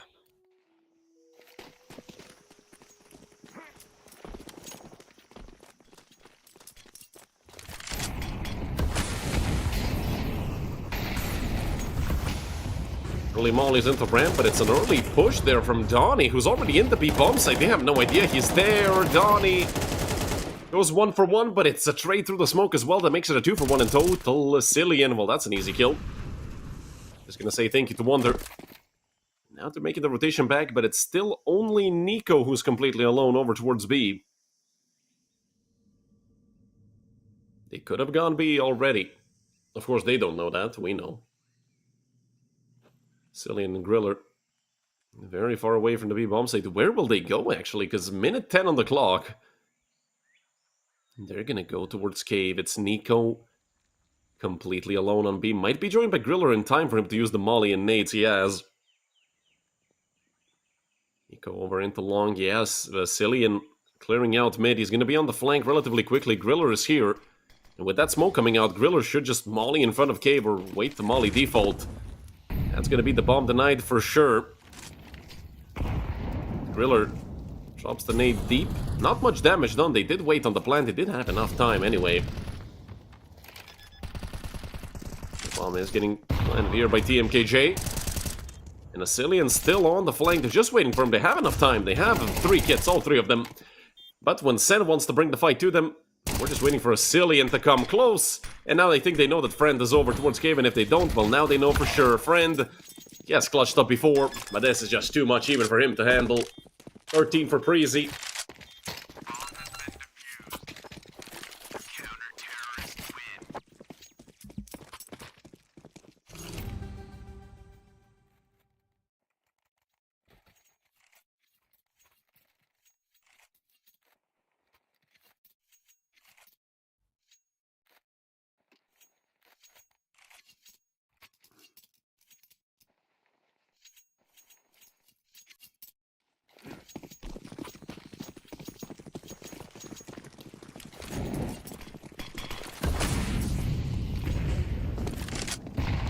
From boost over towards 7 for Griller, who just immediately swings it. But look at QX and Nico, they're in a lot of trouble, and they can't even get a single kill on the B defense. Another quick B hit.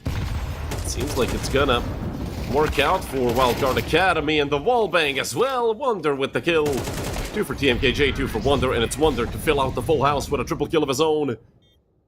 14 for Wildcard Academy, another fast B hint that had Preasy shook.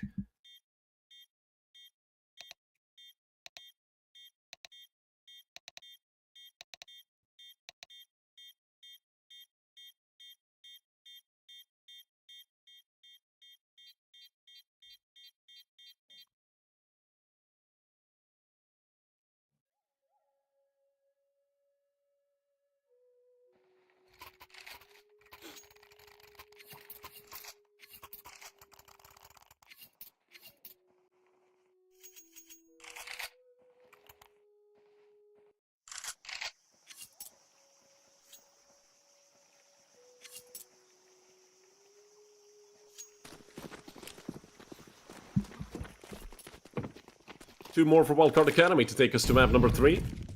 Or we might see Preasy make it a quick 2-0. They're pushing mid into QX. It's a 1 for 1, but a Cillian still around. He might get baited into the op. And +2 for Wildcard Academy. Unima and Griller. Into 2v4. This has gone from bad to worse for Preasy. Uni doesn't quite connect. He's going to continue going forward, and now Uni's probably going to walk into Friend. Friend, 2 kills the exact same way, just different positions. That only leaves Griller. 1v4. He has time. Time is not the issue here. Everything else is. Nate, Molly to help him out. Those are the only things going in his favor right now. He's completely alone. He's doomed. But if they do give him one by one frags, I mean, maybe. Donnie didn't even get a chance to react. The Griller. The bomb's dropped in the red room. Oh my goodness, that's horrendous.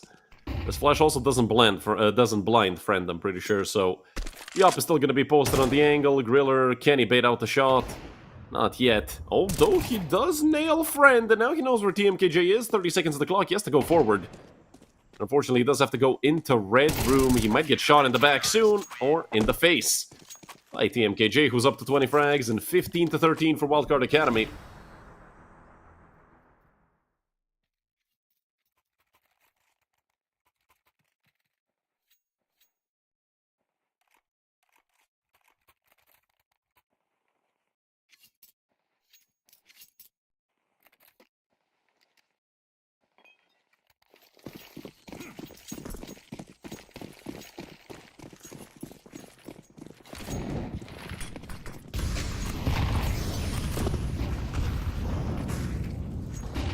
Wildcard, just one more round needed, but is it gonna be this one? Doesn't seem like it at the beginning. A 4v3 for Preasy Esports, and Molly thrown to heaven. They can't even look for that aggressive trade, potentially.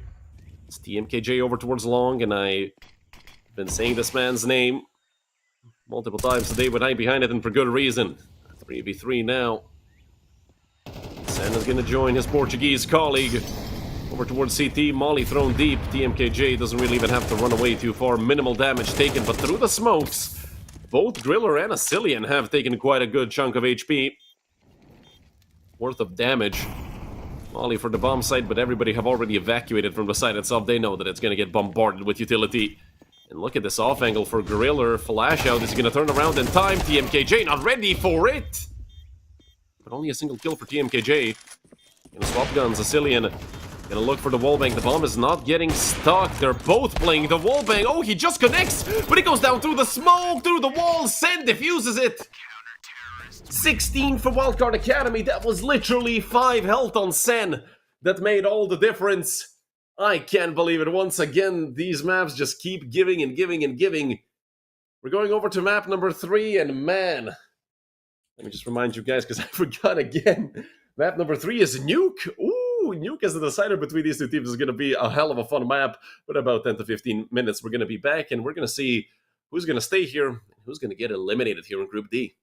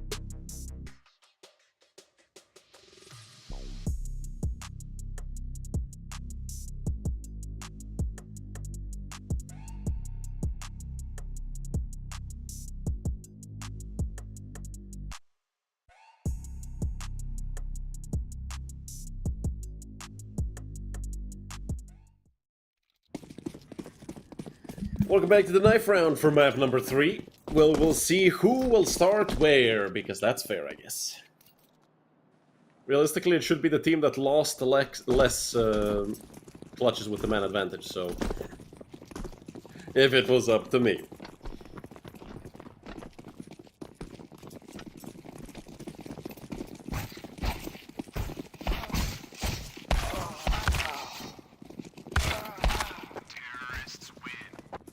And it's Wildcard, not sure if the info, the things I said are correct about them. But they do get to choose the side, and they're probably going to go with the CT side. I mean, these teams have been starting CT on both of the previous maps.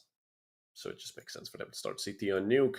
Although Nuke, not necessarily a CT-sided map. I do think that you can see games where the T side is winning more rounds. It's interesting about it, but it's about the tempo, I believe. If the T side can dictate the tempo, if you're playing around them and not you telling them what to do, then it can be difficult. And yeah, Preasy are going to end up on the T side. Wildcard Academy on the CT. Both of the first maps were incredibly close. 16-14 and 16-13, and now 16-12, probably. Immediate smoke on top of Mini.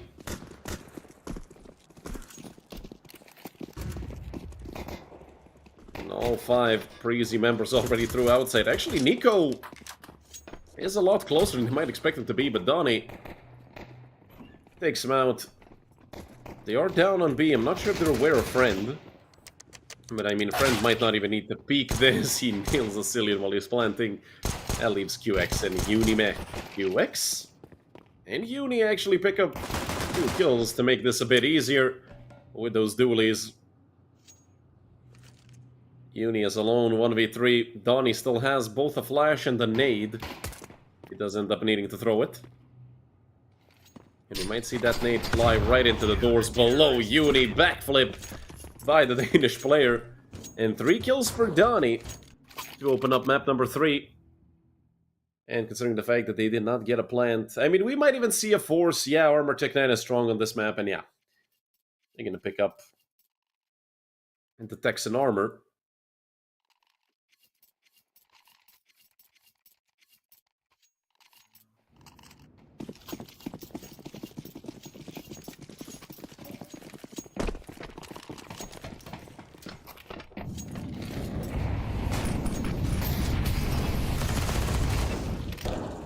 Friend immediately catching Nico, who did try to run into the vent. We gotta give him props for that. And Sen being pushed back here towards Forbidden. So much damage done. The USP has to come out. But Griller and QX are dead. I mean, as soon as Wonder comes up behind them, they're both dead instantly. And even if they do somehow get to the bomb site, there's no chance to get the round win. Although they might be able to get a plant if they're a bit lucky with being able to drop into the bomb site. And, well, the dink onto Donnie comes out. QX can plant the bomb. And that's essentially all they needed to do. Now, it doesn't matter how fast he goes down. I mean, he can literally go knife out somewhere. And, yeah, TMKJ is eventually going to find his head. But, I mean, this was somewhat successful for Preasy. They did get the bomb down, although they only killed 1 player, so that we shouldn't see them force again. If they killed the 3 or more, then it would have been a whole different story. 3k for all of them. Hell, QX can get a hero AK if he wants to. We're most likely just going to see Deagles or Tex again.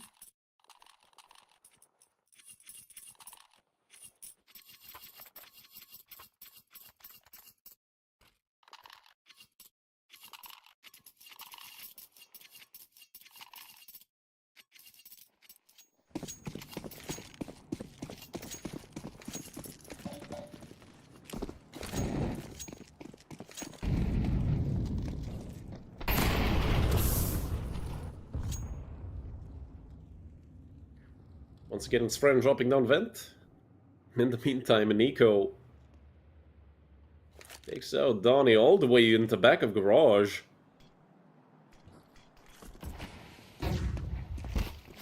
Uni taking quite a bit of damage, finally gets taken out by friend, but it's QX to get the quick trade. And the man advantage sticks for Preasy.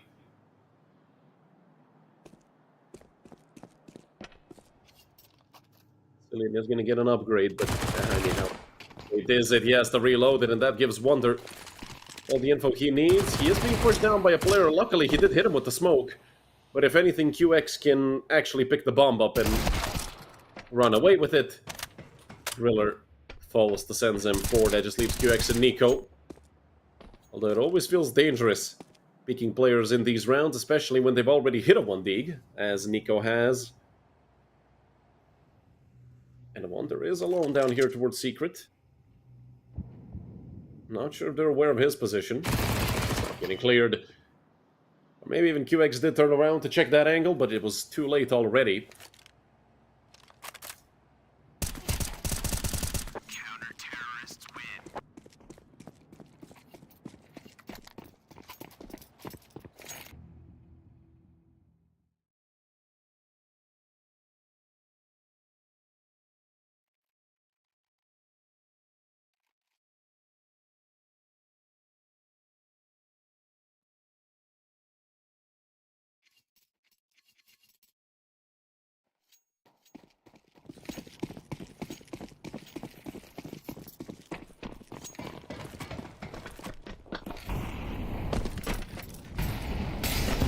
Open hands a friend. No ops to be had for Preasy just yet. And Ford, him being here towards lobby, friend knows he has to fall back. He's gonna smoke off vending machines. Okay, so is anybody pushing? No, they're just... That's a random smoke to throw. Maybe he wanted to reaggress main and then he decided against it. QX is down in Secret. And that could be a big play being made for Preasy, but already lost a Cillian. Already lost a Cillian over towards Trophy Room. And is it only me? Is it just me, or does Nico look incredibly angry? Or just pissed in his player photo? Hell, I'd be pissed too if I had to play for TSM. Ha! 4v3 in the favor of Wildcard Academy. Bomb has been planted. And there's a player over towards Mustang. Donnie finds that out almost the hardest way possible. Yeah, lucky for him, he didn't die, but he's on 6 HP. He's as good as dead. And are they getting a flash readied up there to fling it into heaven? Jesus Christ, what a horrendous flash, but they do end up killing Griller. That just leaves Nico and Unime. And Nico might already be dead. TMKJ. The left-hand model could have actually gotten him killed there if the gun model covered the player. Uni's dead. 4 living members for Wildcard Academy, and the MKJ doesn't. Okay, luckily, he gave it over to someone who has a kit. I know the timer is still for TMKJ's defuse. That's a bug with the HUD. For a sec, I thought they managed to troll a 4v0, which would have been insane. But they didn't. It's a 4-0 scoreline for Wildcard Academy.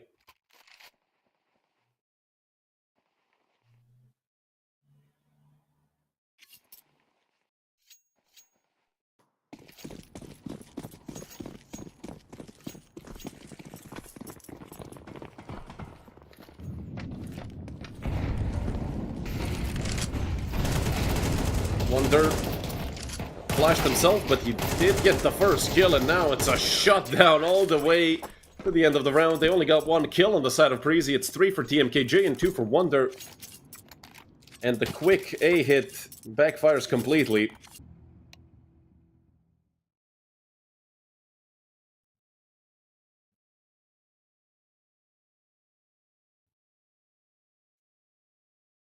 Timeout called by Preasy, their first of map number 3.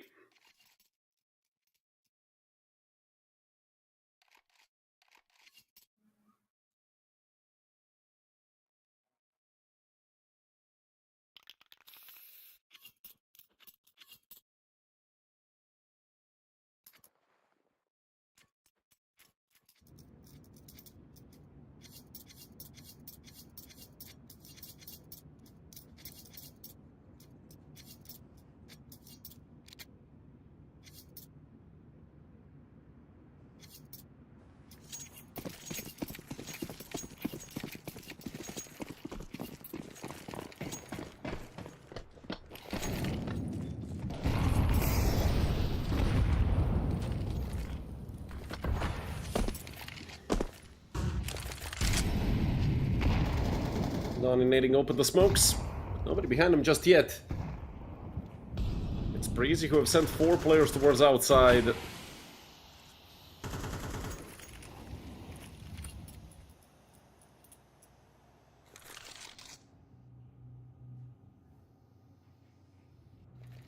QX. It's just the sideways peek by Sen. And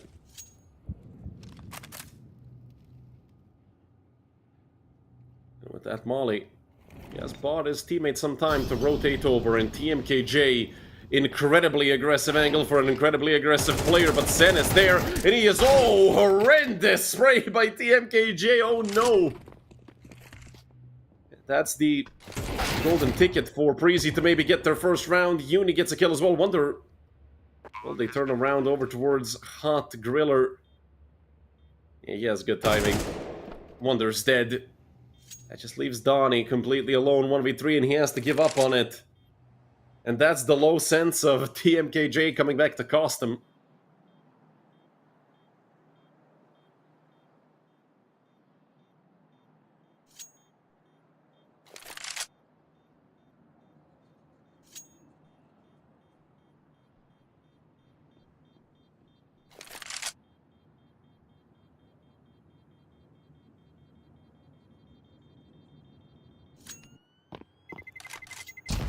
Terrorists win.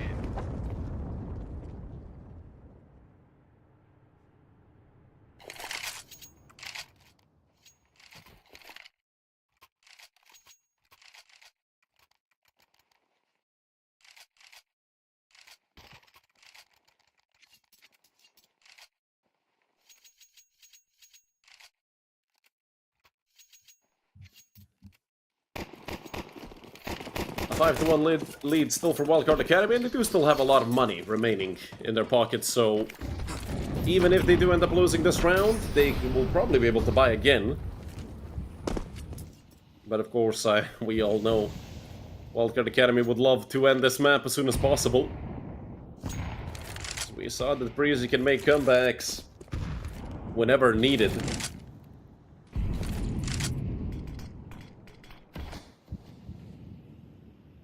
Smokes for the outside cross. TMKJ making some noise, but he is gonna re-smoke Squeaky. It's Donnie to go down vent.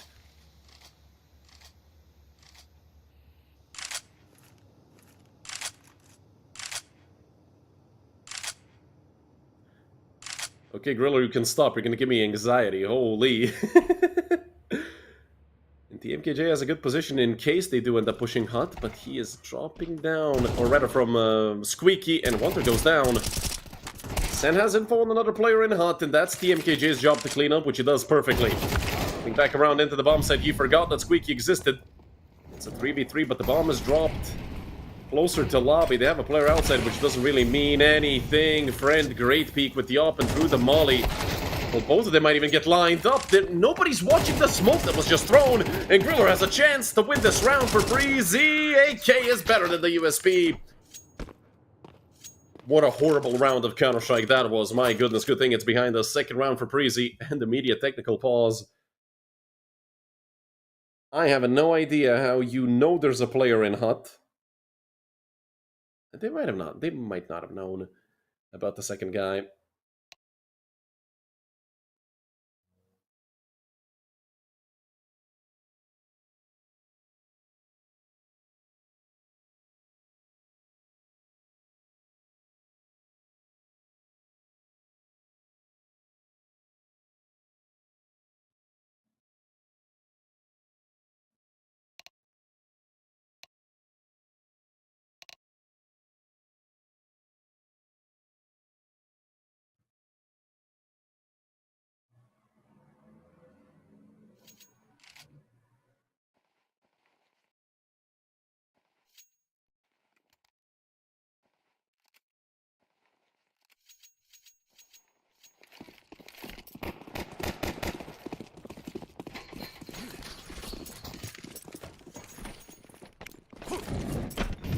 Look at the pause wasn't too long, and there's another full buy that I was talking about for Wildcard Academy, but after this one it's gonna be a bit of a rough round. So if they do lose here in round number 8,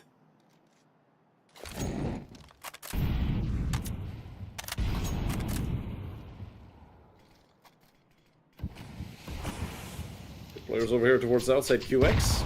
The smoke gets broken open. Luckily, he recognizes the nade in time and goes back. Another one thrown.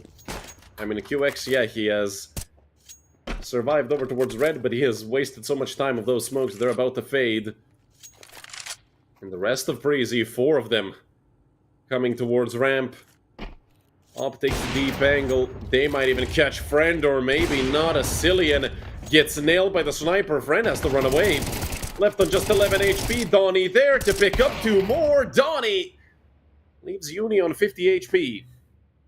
Look at where Sen is. There's no chance this is an angle you expect coming into the B bombs, and in the meantime, QX. About 50 total bullets exchanged between these 2 players, and now they know where Uni is. Coming in through heaven, it's Wonder to clean him up. A double for Wonder and a 6-2 lead for Wildcard Academy. Going back to their winning ways after giving a few rounds up to Preasy.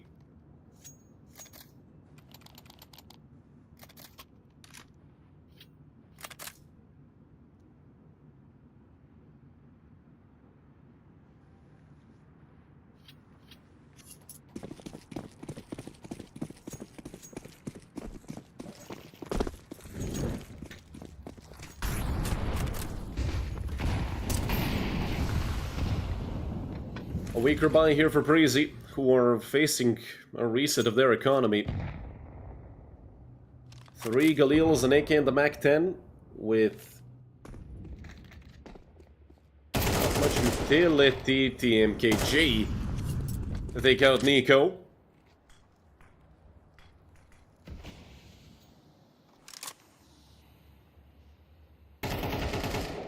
Seems like Wonder did spot out the player. Over towards Vent. Cillian ran out of bullets. And he might be getting flanked right now. He did see a player drop into the bomb site. The right-click nade is gonna seal Friend's fate. But Cillian is gone. Send great flank. And once again, it's QX completely alone. It's a 1v3, and how the hell is he gonna get up Vent? That's my question. He runs out, and well done. He took a few extra bullets to kill him. But in the end, it's 2 kills for TMKJ. 1 for both Sen, Wonder, and Donnie. And the 7th round on the board for Wildcard Academy.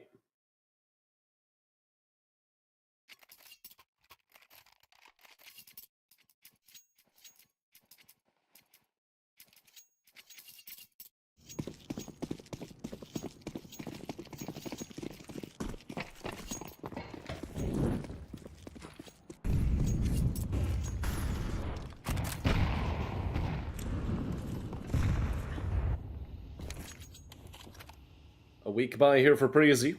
Just upgraded pistols, but they have max loss bonus, so they were able to spend a little bit extra to get some utility out. Griller taking a lot of damage, and Sen just started lining them up. 2 of them fall already. Friend is there to help out. And he hits the close shot. It's only Uni. And he can't connect onto Sen. 8-2 for Wildcard Academy. It seemed like Preasy were picking up momentum. It seemed like they were going to start making another comeback. And maybe even out the scoreline. But so far, it's been another beatdown.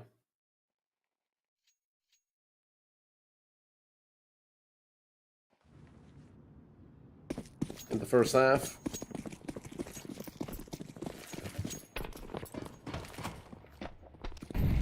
And we might... Okay, well, I might jinx it like this, but we might be looking at another 10-2 half.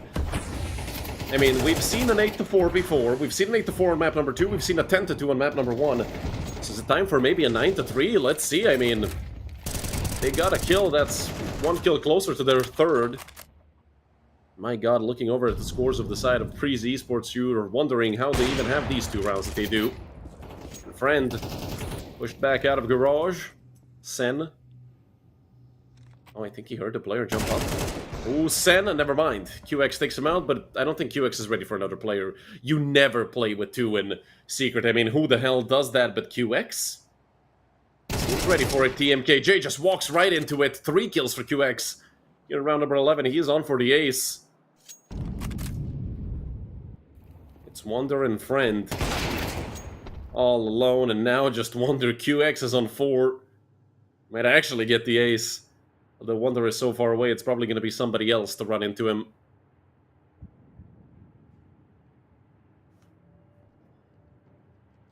I don't think Wonder even wants to attempt this. They have a lot of money. He can go and die and just throw the gun away.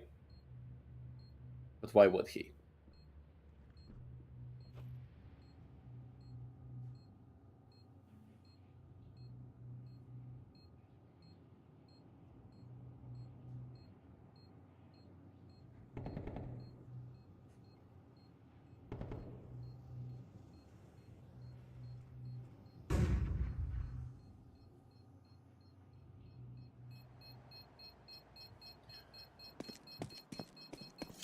Wonder has caught time into crossbow. Nico shoot him in the back of the head. Nico, oh, he doesn't see him. He's all the way back in garage, and Wonder still jumping around, and it's a Cillian with the op to take him out.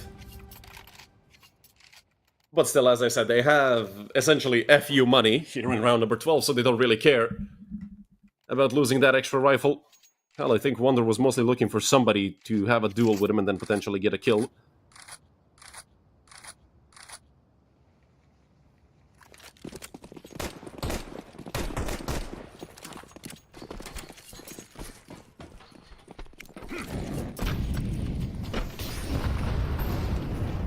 Cillian quickly coming on top of Silo.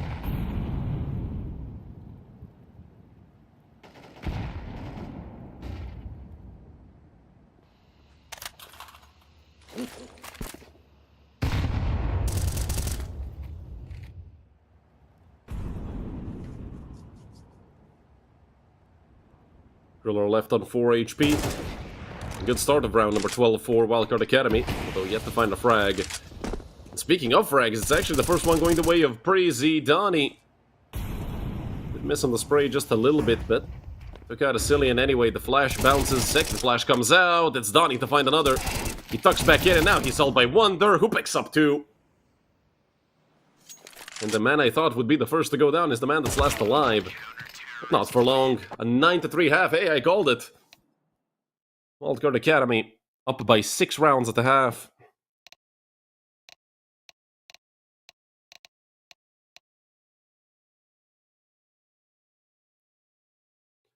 This is going to be a very important pistol round to win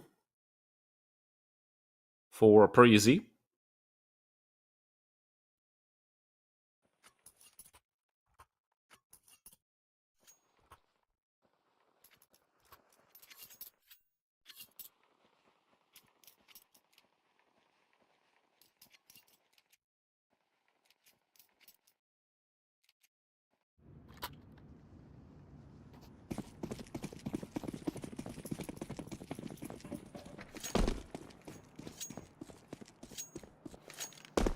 Five sets of Kevlar for Preasy and 1 pairing of a Molly and a Smoke for Friend, with everybody else taking Kevlar as well on the side of Wildcard Academy. It seems like they're going to hit towards ramp. It's only Griller here, and he has a USP. Usually you'd see a player, or even 2, sit here and one of them have dual Berettas, and now you can hear all of them coming out. He was holding the crosshair high up. He expected the jump, couldn't quite connect, and now they're going to look to run him over, but he is joined by a Cillian, who's already over towards the double doors. Griller, you have to hit those. At least one of them, a Cillian. In the corner, they weren't ready for him, but only 1 kill found by the experienced Dane, and now it's Nico pushing out through the smoke. He's done as well. It's a 4v2, ain't a 3v2. UX can't get anything. And now they're just going to be back and forth with the doors. I mean, at this point, I wouldn't be surprised if somebody just came in front of the door and started spamming E on it. Or TMKJ just nails Unium in the face. A double for him, a double for Wonder. And round number 10 for Wildcard Academy. At this point, it's looking grim for Preasy.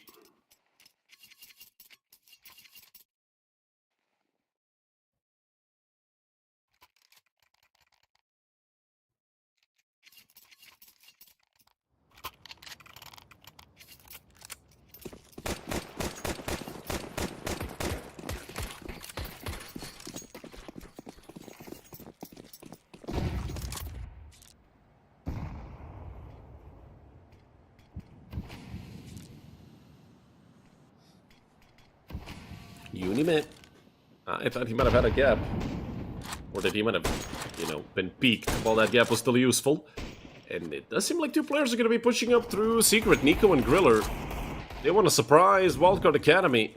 Well, I mean, now they know that it's a force. They're gonna turn back immediately to lobby. They don't even want to deal with outside. Cillian completely alone on ramp.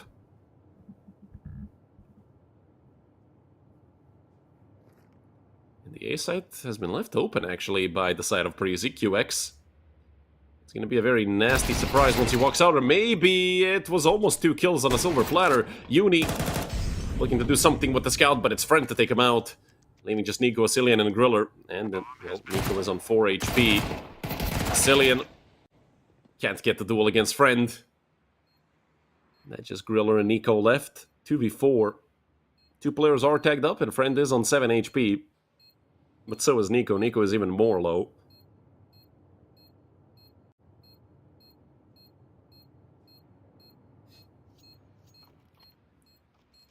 And they're both just going to turn back and save.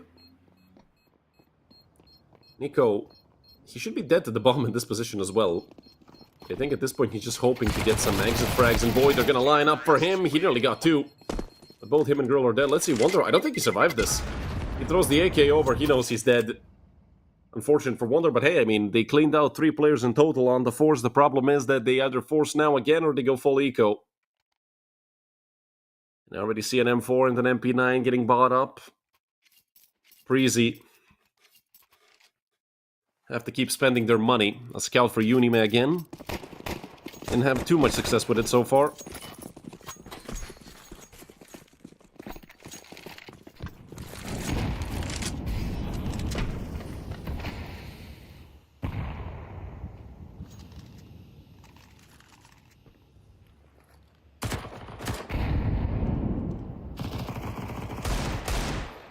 Oh, QX. Pretty game sense there to find TMKJ's head through the smoke. And look at this position for Griller. He is not alone. He does have help coming in from Unime. Somebody disconnected in the meantime. Does seem like it was TMKJ. Wally getting readied up there for Forbidden. Gonna send Nico back. And B is not open. Cillian was able to make the rotation down here. Over towards window. 2 Molotovs, not a single one of them is going to even clip a Cillian, who swings out but only goes 1 for 1. And right now that's not enough. Friend with the Mac 10 to take out Nico. That's just QX. 1v3. He found an M4. It would be good to save it, but I think at this point, at 11-3 on map number 3, you're going to attempt this. You're not saving an M4. But time is slowly running out for him. He doesn't have a kit. He knows that. We might even see QX commit to the save. Yeah, he's probably going to turn back and run away. That's 12 for Wildcard Academy. Just ignore the HUD being messed up. That's because TMKJ disconnected and it reversed the teams.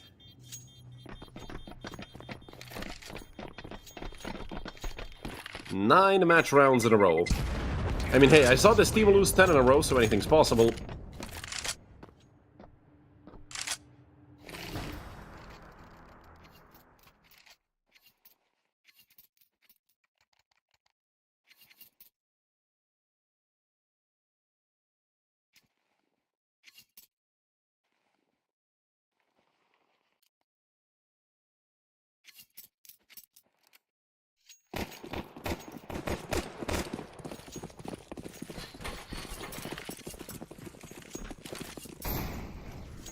Two MP9s and 3 M4s. Here in the potential last round of Nuke and of this entire best of 3 and of this entire tournament for Preasy Esports. They've given us a fight today, but not capitalizing on the potential 2-0 is what's probably ultimately gonna cost them, and a 2-for-1 special over towards outside, make that a 3-for-1, leaving just a Cillian and Griller, who combined currently have 10 kills between the two of them. And that's less than TMKJ, who's on 11.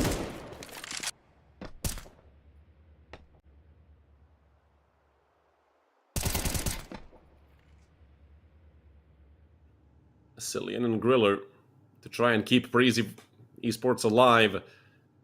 I think TMKJ, they know where he is, but it doesn't matter. He swings out with Sen to take the kill, and that just leaves Griller. 3v1, realistically, this still is losable, because if they all go together out from Mini, or they give a smoke to Griller, he might have some space to work with. 45 seconds on the clock. TMKJ sitting outside of that smoke. It's a game of timings. Let's see if he's gonna walk right in front of Griller. They're gonna hit each other in the smoke. And I think both of them realized, but TMKJ was a bit late. The realization, and now Griller has an actual chance. He has a proper rifle. The bomb does get placed over onto default. 70 HP left for Griller. He has a molly to cut off the player in heaven. That's going to give him a chance for a couple seconds to actually swing into the bomb site. Both of them on half HP or less, but Griller is fully blinded. Can't see a single thing. They swing into him. Griller makes it a 1v1, but does he know where Sen is? Is he still heaven? Did he come out? Griller! A triple kill, a 1v3 in total, and finally, round number 4 on the board for Preasy Esports, but it couldn't have come at a later time. Counter-terrorists win.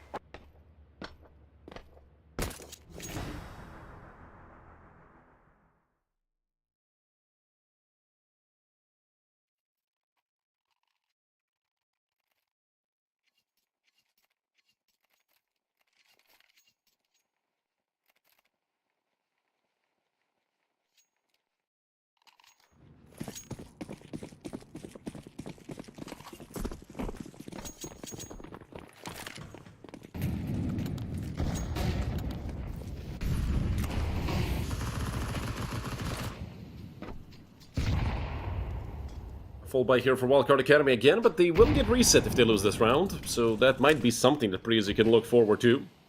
Although the only reason they won the previous round is because everybody were so low. And Griller clutched up nearly doubled his kills just off of that one round. That's how rough of a map it's been for Preasy.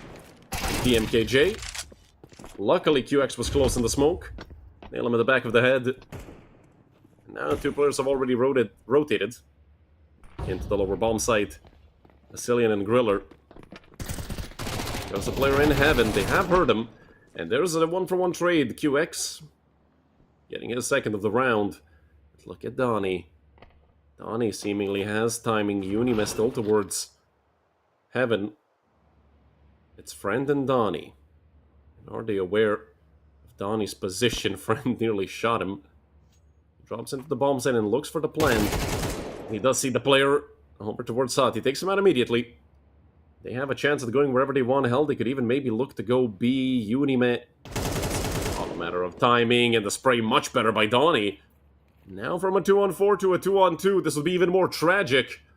The previous round, Preasy holding on for dear life, and what a headshot from Donnie.